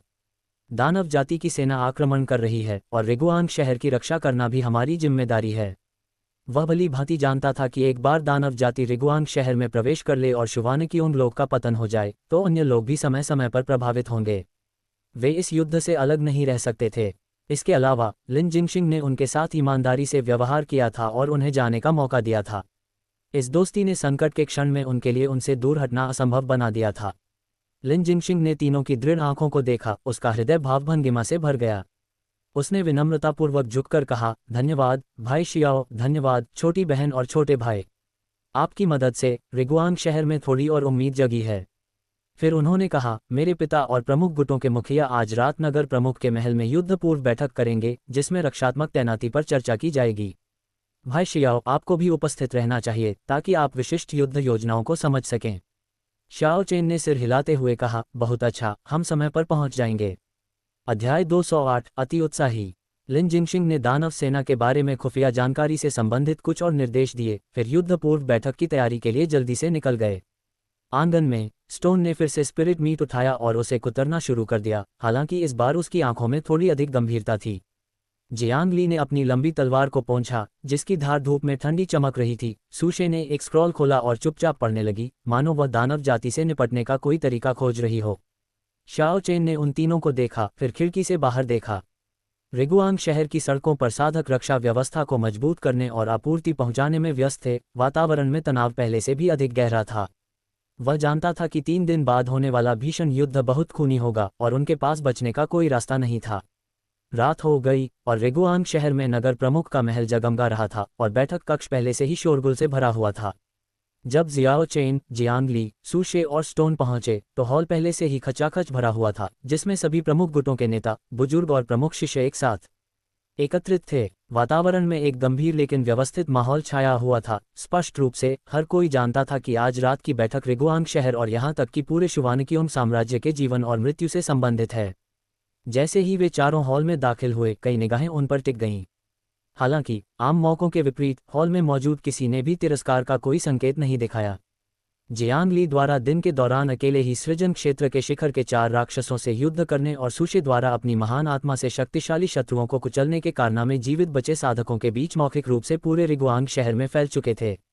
अब सभी को पता चल गया था कि बाह्य लोकों के ये चारों साधक असाधारण प्रतिभा के धनी थे और अब कोई भी उन्हें महज बाह्य लोक के साधक कहकर नीचा दिखाने की हिम्मत नहीं करता था। शाओ चेन की निगाहें तेजी से पूरे हॉल में घूमी और अंत में बैठक कक्ष के बिल्कुल सामने वाली मुख्य सीट पर आकर टिक गईं। वहां एक गंभीर चेहरे वाला अधेड़ उम्र का व्यक्ति बैठा था, जिसने काले रंग का ब्रोकेड चोगा पहना हुआ था और उसकी कमर पर ड्रैगन पैटर्न से खुदा हुआ जैड का एक पेंडेंट बंधा हुआ था। हालांकि उन्होंने जानबूझकर कोई दबाव नहीं छोड़ा, फिर भी उनके व्यक्तित्व में एक ऐसी आभा थी जिससे धड़कनें तेज हो जाती थीं, मानो वह वहां बैठा कोई नश्वर प्राणी नहीं बल्कि युद्ध का देवता हो जो सभी जीवित प्राणियों पर नजर रख रहा हो। ये सीनियर लिन जेन हैं, जियांग ली ने धीमी आवाज में शियाओ चेन से कहा। उसकी आवाज में थोड़ी सी प्रशंसा झलक रही थी। निर्वाण लोक की चरम सीमा की आभा, भले ही दूसरा पक्ष जानबूझकर इसे नियंत्रित कर रहा था, फिर भी उसके लिए दबाव महसूस करने के लिए ये काफी था। शाओ चेन ने सिर हिलाया और मन ही मन समझ गया कि यह शुवानकियोंग क्षेत्र का सबसे शक्तिशाली व्यक्ति लिन जिंगजिंग का पिता था। उन्होंने जियांग ली और अन्य लोगों को आगे बढ़ाया, मुख्य आसन और अपने आसपास के साधकों को प्रणाम किया और आदरपूर्वक कहा, जूनियर शाओ चेन, जियांग ली, सुशे और स्टोन सभी वरिष्ठों को प्रणाम करते हैं। सीनियर लिन जेन ने उन चारों की ओर देखा, उनकी निगाहें एक भौतिक शक्ति की तरह धीरे धीरे उन पर घूम रही थीं। जब उनकी नज़र जियांग ली और सुशे पर पड़ी तो उनकी आंखों में सूक्ष्म आश्चर्य की एक झलक दिखाई दी। वह देख सकता था कि जियांग ली सृजन क्षेत्र के अंतिम चरण में ही थी और सुशे मध्य चरण में ही थी, फिर भी वे ऐसी युद्ध शक्ति का प्रदर्शन कर सकते थे जो सृजन क्षेत्र के शिखर पर बैठे लोगों को भी कुचल सकती थी। ऐसी प्रतिभा शुवानक्योंग क्षेत्र के इतिहास में भी अत्यंत दुर्लभ थी। औपचारिकता की कोई आवश्यकता नहीं है, बैठिए, सीनियर लिन जेन ने स्थिर और शक्तिशाली स्वर में कहा, जिसमें निर्विवाद गरिमा थी, लेकिन जरा भी अहंकार नहीं था। उन चारों ने उन्हें धन्यवाद दिया और हॉल के कोने में बैठ गए। स्टोन जैसे ही बैठा उसे जम्हाई आने लगी। उसे ऐसी बैठकों और चर्चाओं में कभी दिलचस्पी नहीं थी। आगे बैठे वरिष्ठों को रक्षात्मक तैनाती और सैनिकों के वितरण पर गंभीरता से चर्चा करते देख उसे उबाऊ और नीरस लगा, इसलिए उसने शियाओ चेन से फुसफुसाते हुए कहा, वरिष्ठ भाई, ये बैठक कब तक चलेगी? बाहर जाकर कुछ मुक्केबाजी का अभ्यास करना ज्यादा मजेदार होगा। शाओ चेन ने बेबसी से उसके कंधे पर थपथपाते हुए उसे धैर्य रखने का संकेत दिया। युद्ध से पहले की यह बैठक बहुत महत्वपूर्ण थी और इसे हल्के में नहीं लिया जा सकता था। जियांग ली और सुशे बहुत ध्यान से सुन रही थीं, बीच बीच में एक दूसरे की ओर देखकर धीमी आवाज में रक्षा योजना पर अपने विचार साझा कर रही थीं। सुशे ने अपने साथ लाए हुए स्क्रॉल को भी निकाला और उसमें दानव सेना की ताकत और बैठक में उल्लिखित रक्षात्मक कमजोरियों जैसी जानकारी नोट कर ली ताकि बाद में उनसे निपटने की तैयारी की जा सके। बैठक 1 घंटे से अधिक समय तक चली। वरिष्ठ लिन जेन और प्रमुख गुटों के नेताओं ने रक्षा योजना को अंतिम रूप दिया। रिगुआंग शहर के 3 द्वारों को केंद्र मानते हुए लियुन दाओ संप्रदाय और लिन परिवार क्रमशः चाओयांग द्वार, जेनमो द्वार और वांग्युए द्वार की रक्षा करेंगे, जबकि शेष छोटे और मध्यम गुट शहर की दीवार के विभिन्न हिस्सों पर तैनात होकर एक घेराबंदी पिंसर फॉर्मेशन बनाएंगे। सर्वोच्च एल्डर लू मिंग्युआन और सृजन क्षेत्र के शिखर पर पहुंचे अन्य साधक किसी भी समय विभिन्न युद्ध क्षेत्रों में सहायता प्रदान करने के लिए मोबाइल बलों के रूप में कार्य करेंगे। उन चारों को वांग्युए गेट पर तैनात रहने और लिन जिंगक्सिंग की रक्षा में सहायता करने के लिए कहा गया था, ताकि वे अपनी युद्ध शक्ति का उपयोग करके वांग्युए गेट पर रक्षात्मक कमियों को पूरा कर सकें। बैठक समाप्त होने के बाद सीनियर लिन जेन ने बैठक स्थगित करने की घोषणा करने के लिए खड़े हुए, लेकिन वे तुरंत नहीं गए। इसके बजाय उन्होंने उन चारों को इशारा किया, युवा मित्र शियाओ, युवा मित्र जियांग, युवा मित्र सु, युवा मित्र स्टोन, एक पल के लिए यहाँ आइए। चारों आगे बढ़े। वरिष्ठ लिन जेन ने उनकी ओर देखा, उनके चेहरे की कठोरता थोड़ी कम हो गई और उनके स्वर में कोमलता झलक रही थी। आज आपने जो किया उसके लिए धन्यवाद। अगर आप न होते तो शायद दानव जाति वांग्युए द्वार को भेद देती। आपकी शक्ति समान स्तर के साधकों से कहीं अधिक है, आपका भविष्य उज्ज्वल है। वरिष्ठ, आप हमारी प्रशंसा कर रहे हैं, हमें यही करना चाहिए, जियाओ चेन ने झुककर जवाब दिया। सीनियर लिन जेन मुस्कुराए, वांग्युए गेट की रक्षा के मुख्य बिंदुओं पर कुछ सरल निर्देश दिया और फिर उन्हें आपस में बातचीत करने के लिए छोड़ दिया। इस समय हॉल में मौजूद अन्य साधक भी इकट्ठा हो गए। प्रमुख गुटों के मुख्य शिष्यों ने अपने बड़ों के निर्देशानुसार उत्साहपूर्ण मुस्कान के साथ उन चारों की ओर बढ़ने की पहल की। भाई शियाओ, मैं ली मुरान हूँ, जुवानटियन संप्रदाय का शिष्य। मैंने आपके कारनामों के बारे में बहुत सुना है और आज आपको देखकर आपकी प्रतिष्ठा वाकई सराहनीय है। हरे रंग के दाववादी वस्त्र पहने एक युवक ने सम्मानपूर्वक बोलते हुए सबसे पहले बात की। छोटी बहन जियांग, मैं लियुन दाओ संप्रदाय का लुओमिंग जुवान हूँ। दिन के उजाले में एक ही तलवार से 4 राक्षसों को मार गिराने का आपका वीर भाव वास्तव में प्रशंसनीय है। एक अन्य सुंदर साधक ने जियांग ली को प्रणाम किया, उसकी आंखों में प्रशंसा भरी थी। इसके बाद अन्य गुटों के शिष्य भी उनका अभिवादन करने के लिए आगे आए। कुछ ने उन्हें अपने संप्रदाय की विशेषता, आध्यात्मिक फल भेंट किए, जबकि अन्य ने उत्साहपूर्वक उन्हें भविष्य में अपने संप्रदायों में आने का निमंत्रण दिया। उनके शब्दों में मित्रता का भाव स्पष्ट रूप से झलक रहा था। यहाँ तक कि नानली संप्रदाय के शिष्य, जिनका पहले भी शियाओ चेन और अन्य लोगों के साथ संपर्क रहा था, उन्होंने भी पहल करते हुए आगे आकर उन चारों से शिष्टाचारपूर्वक बातचीत की। स्टोन इस दृश्य को देखकर थोड़ा हैरान रह गया। उसने अपना सिर खुजाया, अपने हाथों में अचानक प्रकट हुए आध्यात्मिक फलों के ढेर को देखा और उलझन में शियाओ चेन से पूछा, बड़े भाई, ये लोग इतने उत्साहित क्यों हैं? शियाओ चेन अपने मन में समझ गया था कि इन शिष्यों को उनके बड़ों द्वारा स्पष्ट रूप से निर्देश दिया गया था कि वे आकर मित्रता करें। आखिरकार उन चारों ने जिस प्रतिभा का प्रदर्शन किया वह असाधारण था। जियांग ली और सुशे कम साधना स्तर पर भी सृजन क्षेत्र के शिखर के राक्षसों को कुचल सकते थे। भविष्य में कोई दुर्घटना न होने की स्थिति में निर्वाण लोक में प्रवेश करना या यहाँ तक कि वरिष्ठ लिन जेन से भी आगे निकलना असंभव नहीं था। प्रमुख गुट अब उनसे दोस्ती करने की सक्रिय रूप से कोशिश कर रहे थे ताकि पहले से ही सद्भावना का निर्माण किया जा सके और उनके भविष्य के संप्रदाय के विकास का मार्ग प्रशस्त किया जा सके। उन्होंने मुस्कुराते हुए सभी से कहा, आप बहुत दयालु हैं, साथी दावादियों। भविष्य में हम दानव जाति का मिलकर प्रतिरोध करेंगे, जो कि सर्वोत्तम प्रकार का बंधन है। जियांग ली और सू शे ने भी जवाब दिया। उनका रवैया सौम्य लेकिन संयमित था। सू शे ने साहित्य का आनंद लेने वाले कुछ अन्य साधकों से भी बातचीत की, जिसमें कविता से लेकर नोबल स्पिरिट तक हर चीज पर चर्चा हुई, जिससे कई लोगों से बार बार प्रशंसा मिली। अध्याय 209। जब तक महान आत्मा विद्यमान है, बुराई और कुटिल रास्तों से क्यों डरें। जियांग ली कई महिला साधकों से घिरी हुई थीं जो तलवारबाजी की तकनीकों पर सलाह मांग रही थीं, और उन्होंने संकोच नहीं किया बल्कि अपने स्वयं के तलवार प्रशिक्षण से कुछ महत्वपूर्ण बातें साझा कीं।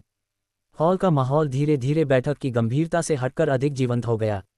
रात गहरी होने तक विभिन्न गुटों के साधक एक एक करके जाने लगे और जियाओ चेन और उसके 3 साथियों ने वरिष्ठ लिन जेन को विदाई दी और आराम करने के लिए अपने कमरों में लौट गए। रास्ते में स्टोन ने आध्यात्मिक फलों का ढेर पकड़े हुए उत्साह से कहा, वरिष्ठ भाई, ये लोग तो बहुत ही दयालु हैं। इन्होंने हमें इतनी सारी स्वादिष्ट चीजें दी। शाओ चेन ने उसकी भोली सूरत को देखा और मुस्कुराते हुए अपना सिर हिलाया। जियांग ली और सू शे ने एक दूसरे की ओर देखा। उनकी आंखों में उम्मीद झलक रही थी। कल दानव सेना आ जाएगी और शुवानकियोंग क्षेत्र के अस्तित्व से जुड़ा ये युद्ध शुरू होने वाला था। अगली सुबह रिगुआंग शहर के ऊपर का आकाश अविश्वसनीय रूप से घने काले कोहरे से ढका हुआ था, जो पहले के किसी भी राक्षसी आक्रमण से कहीं अधिक भयावह था। काले कोहरे ने शहर को एक भौतिक भार की तरह घेर लिया, सूरज की रोशनी को रोक दिया और पूरे शहर को अंधेरे में डुबो दिया। हवा में मछली जैसी दुर्गंध और एक भयानक दुर्गंध फैली हुई थी, इतनी तीव्र कि दम घुट रहा था। हर सांस के साथ कड़ाके की ठंड महसूस हो रही थी। Dong Dong Dong. शहर की दीवारों के हर हिस्से से युद्ध के ढोल की भारी आवाज गूंज रही थी, जो पूरे शहर में गरज की तरह सुनाई दे रही थी। शहर की दीवारों पर साधकों ने पहले ही अपनी युद्ध संरचनाएं बना ली थीं, अपने हथियार पकड़े हुए थे और सतर्कता से शहर के बाहर के क्षेत्र पर नजर रख रहे थे। मैदान पर विभिन्न गुटों के शिष्यों से बनी अनगिनत छोटी छोटी टुकड़ियां व्यवस्थित ढंग से एकत्रित हुईं। जियाओ चेन, जियांग ली, सू शे और स्टोन ऐसी ही एक टुकड़ी की अग्रिम पंक्ति में लिन जिंगशिंग और अन्य लोगों के साथ कंधे से कंधा मिलाकर खड़े थे, किसी भी क्षण युद्ध का सामना करने के लिए तैयार। स्टोन ने अपनी मुठियां भींच लीं, वातावरण में व्याप्त दमनकारी भावना को महसूस करते हुए फुसफुसाया, वरिष्ठ भाई, इस बार राक्षसी आभा पिछली बार से कहीं अधिक घनी है।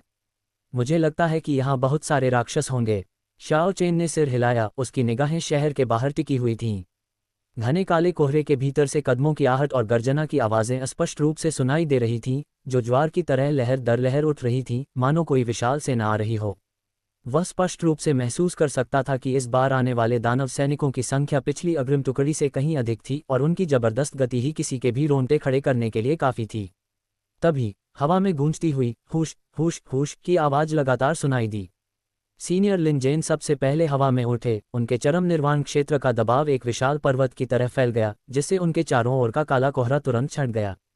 वह हवा में खड़ा था, उसका चेहरा गंभीर था, उसकी आंखें बाज की तरह तेज थीं और वह काली धुंध की गहराई में टकटकी लगाए देख रहा था।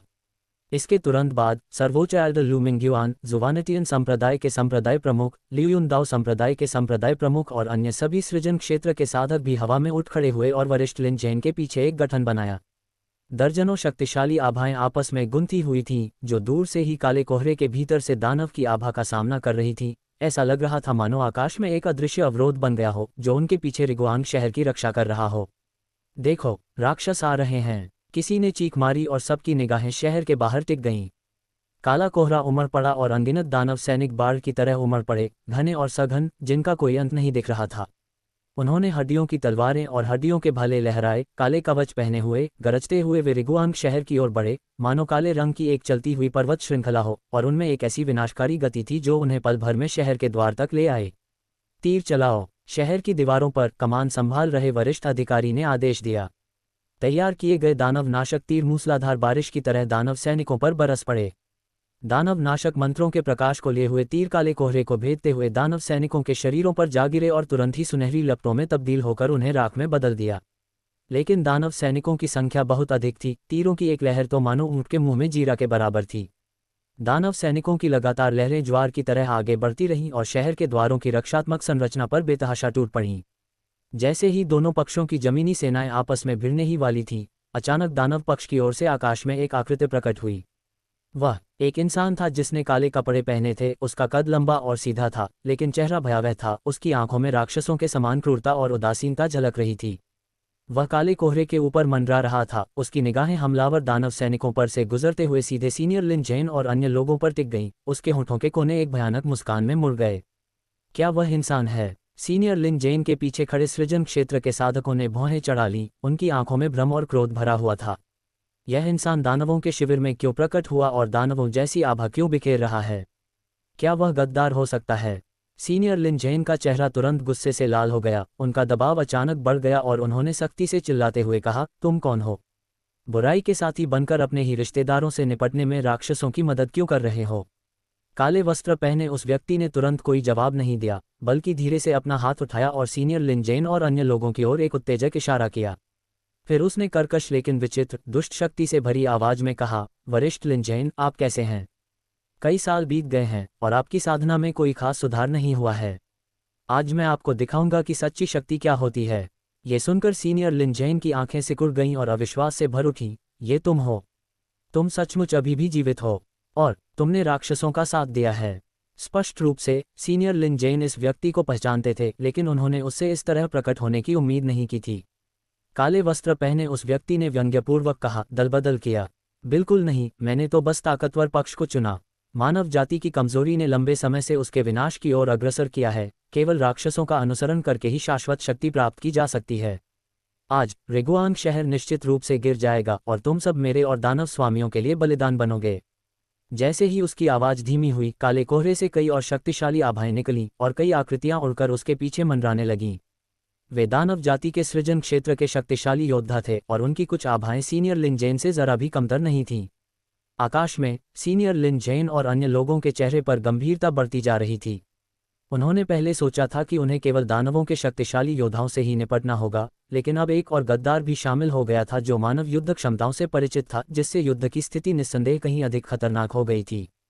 काले वस्त्र पहने उस व्यक्ति ने सीनियर लिन जैन और अन्य लोगों के गंभीर भावों को देखा और उसकी मुस्कान और भी भयावह हो गई। उसने धीरे से अपना हाथ उठाया और नीचे मौजूद दानव सैनिकों और हवा में मौजूद दानव शक्तियों को आदेश दिया, मार डालो। रेगुआंग शहर को पूरी तरह से नष्ट कर दो, किसी को भी जीवित मत छोड़ो। मारो, मारो, मारो। दानव सैनिकों की दहाड़ें और भी हिंसक हो गईं और शहर के द्वारों की रक्षात्मक संरचना उनके उन्मत्त हमले के कारण अस्थिर प्रकाश से झिलमिलाने लगी। हवा में मौजूद दानव शक्ति केंद्र भी हरकत में आ गए। उनकी राक्षसी आभा उमड़ती हुई वरिष्ठ लिन जैन और अन्य लोगों की ओर बढ़ पड़ी। वरिष्ठ लिन जैन की आंखें तेज हो गईं और उन्होंने अपने पीछे मौजूद सृजन क्षेत्र के साधकों से चिल्लाकर कहा, सब लोग, आज जीवन और मृत्यु की लड़ाई है। शुवानक्योंग क्षेत्र की खातिर, हमारे पीछे मौजूद कुलवासियों की खातिर, मेरे पीछे आओ और मार डालो। मारना। सृजन क्षेत्र की दर्जनों आभाएं एक साथ फूट पड़ीं और वरिष्ठ लिन जैन के नेतृत्व में वे दानव शक्ति केंद्रों की ओर दौड़ पड़ीं। आकाश में सुनहरी आध्यात्मिक ऊर्जा और काली राक्षसी आभा टकराईं, जिससे धरती को हिला देने वाली गर्जना हुई, मानो आकाश ही फट रहा हो, और अनगिनत ऊर्जा तरंगें सभी दिशाओं में फैल गईं। जमीन पर खड़े होकर जियाओ चेन ने आकाश में छिड़ी लड़ाई को देखा, गहरी सांस ली और जियांगली, सूशे और स्टोन से कहा, क्या आप तैयार हैं? अगला चरण हमारी लड़ाई है। अध्याय 210, नफरत से अंधा। जमीन पर खड़े होकर जियाओ चेन आसमान में छिड़ी लड़ाई को देख रहा था। उसने गहरी सांस ली और जियांगली, सूशे और शितो से कहा, क्या तुम तैयार हो? अगली लड़ाई हमारी है। जियांगली ने अपनी लंबी तलवार को मजबूती से पकड़ा, उसकी आंखों में दृढ़ संकल्प की चमक थी। मैं किसी भी समय तैयार हूं। सूशे ने अपने हाथ में पकड़ी किताब बंद कर दी। उसके भीतर की दिव्य आत्मा का संचार होने लगा। जब दिव्य आत्मा उपस्थित है तो इन राक्षसी विधर्मियों से क्यों डरें? शितो ने अपनी मुट्ठियां लहराईं, उसकी आंखों में लड़ने का जज्बा झलक रहा था। मैं इसी पल का इंतजार कर रहा था। देखो मैं इन शैतानी कमीनों से कैसे निपटता हूँ। लिन जिंगशिंग भी आगे बढ़ा और उन चारों को सिर हिलाकर सहमति दी। भाई शियाओ, आइए हम सब मिलकर वांग्युए द्वार की रक्षा करें। हमें किसी भी राक्षसी सैनिक को शहर के अंदर कदम रखने नहीं देना चाहिए। काले कोहरे से घिरे आकाश में जुवानियन राक्षसी विशेषज्ञों के बीच मंडरा रहा था। उसकी निगाहें सीनियर लिन जैन के पीछे मौजूद मानव साधकों पर घूम रही थीं। उसके होठों के कोनों पर एक भयावह मुस्कान फैल गई। मोहक और क्रूरता से भरी उसकी आवाज युद्ध क्षेत्र में गूंज उठी। वरिष्ठ लिन जैन, हम एक दूसरे को कई वर्षों से जानते हैं। मैं आपको एक सलाह देना चाहता हूं, इस व्यर्थ प्रतिरोध को बंद कर दीजिए। राक्षसी सेना आप पर दबाव बना रही है। आपकी कमजोर युद्ध शक्ति लंबे समय तक टिक नहीं पाएगी। वह रुका, उसकी आंखों में लालच की एक झलक दिखाई दी। बेहतर होगा कि मैं आज्ञाकारी होकर हार मान लूं और दानव जाति के सामने आत्मसमर्पण कर दूं। मैं दानव स्वामियों से विनती कर सकता हूं कि वे आप जैसे उच्च स्तरीय नेताओं को बख्श दें, जिससे आप शुभानिकियों क्षेत्र पर शासन करना जारी रख सकें। नीचे मौजूद उन चींटियों की बात करें तो अगर वे मर जाती हैं तो मर जाएंगी। वे दानव स्वामियों के लिए रक्त भोजन का काम करेंगी, जो एक तरह से उनका मूल्य है। ये शब्द विषैले ब्लेड की तरह थे जो सभी मानव साधकों के दिलों में चुभ रहे थे। तथाकथित जान बख्शना निम्न स्तर के सभी साधकों की बलि देने के अलावा और कुछ नहीं था, ताकि उच्च स्तर के साधकों का अस्तित्व सुरक्षित रहे। ऐसी स्वार्थी और क्रूर स्थिति मानव गरिमा का सरासर उल्लंघन थी। सीनियर लिन जेन की आभा में अचानक जबरदस्त उछाल आया। उनके निर्वाण शिखर स्तर का दबाव एक उग्र समुद्र की तरह था, जिससे आसपास का काला कोहरा हिंसक रूप से मथने लगा। उसने गुस्से और अविश्वास से भरी आंखों से जुवान यिन को घूरते हुए कहा, जुवान यिन, तुम ऐसी बातें कैसे कह सकती हो? तुम भ्रम में हो। जुवान यिन, सीनियर लिन जेन के पीछे खड़े सृजन क्षेत्र के साधकों ने हैरानी से कहा।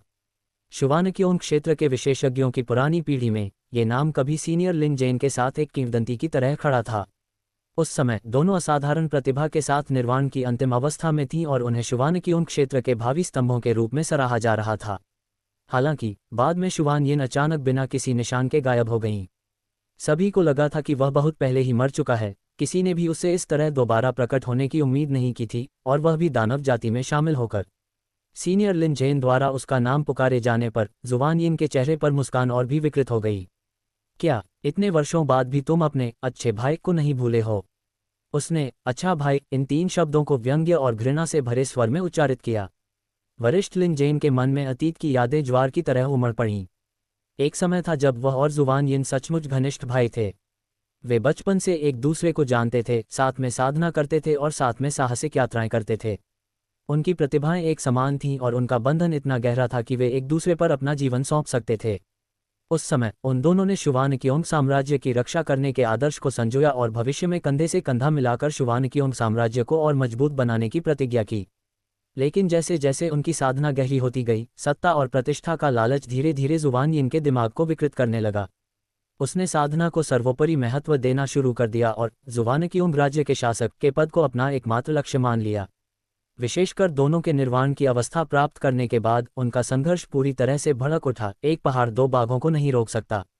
जो भी सबसे पहले निर्वाण शिखर अवस्था को प्राप्त करेगा, वह शुभानकियों क्षेत्र में सबसे शक्तिशाली के रूप में मान्यता प्राप्त करेगा और पूरे क्षेत्र के लिए बोलने का अधिकार प्राप्त करेगा। उस दौरान उनके रिश्ते में अचानक बहुत बुरा मोड़ आया और वे भाई से प्रतिद्वंद्वी बन गए। उनके बीच पहले जैसी सौहार्द और मित्रता थी, उसकी जगह संदेह और प्रतिस्पर्धा ने ले ली। बाद में अधिक ठोस आधार और भाग्य के सहारे सीनियर लिन जेन निर्वाण शिखर चरण में प्रवेश करने वाले पहले व्यक्ति बने। उसका इरादा जुवान यिन से मिलकर खुलकर और ईमानदारी से बातचीत करने का था। वह अपने इस पूर्व भाई को खोना नहीं चाहता था। वह जुवान यिन को साथ मिलकर जुवानकियों राज्य का प्रबंधन करने और इस भूमि की रक्षा करने के लिए आमंत्रित करना चाहता था। लेकिन हालांकि उसने लोगों को हर जगह खोजने के लिए भेजा, फिर भी वह जुवान यिन का कोई सुराग नहीं ढूंढ सका।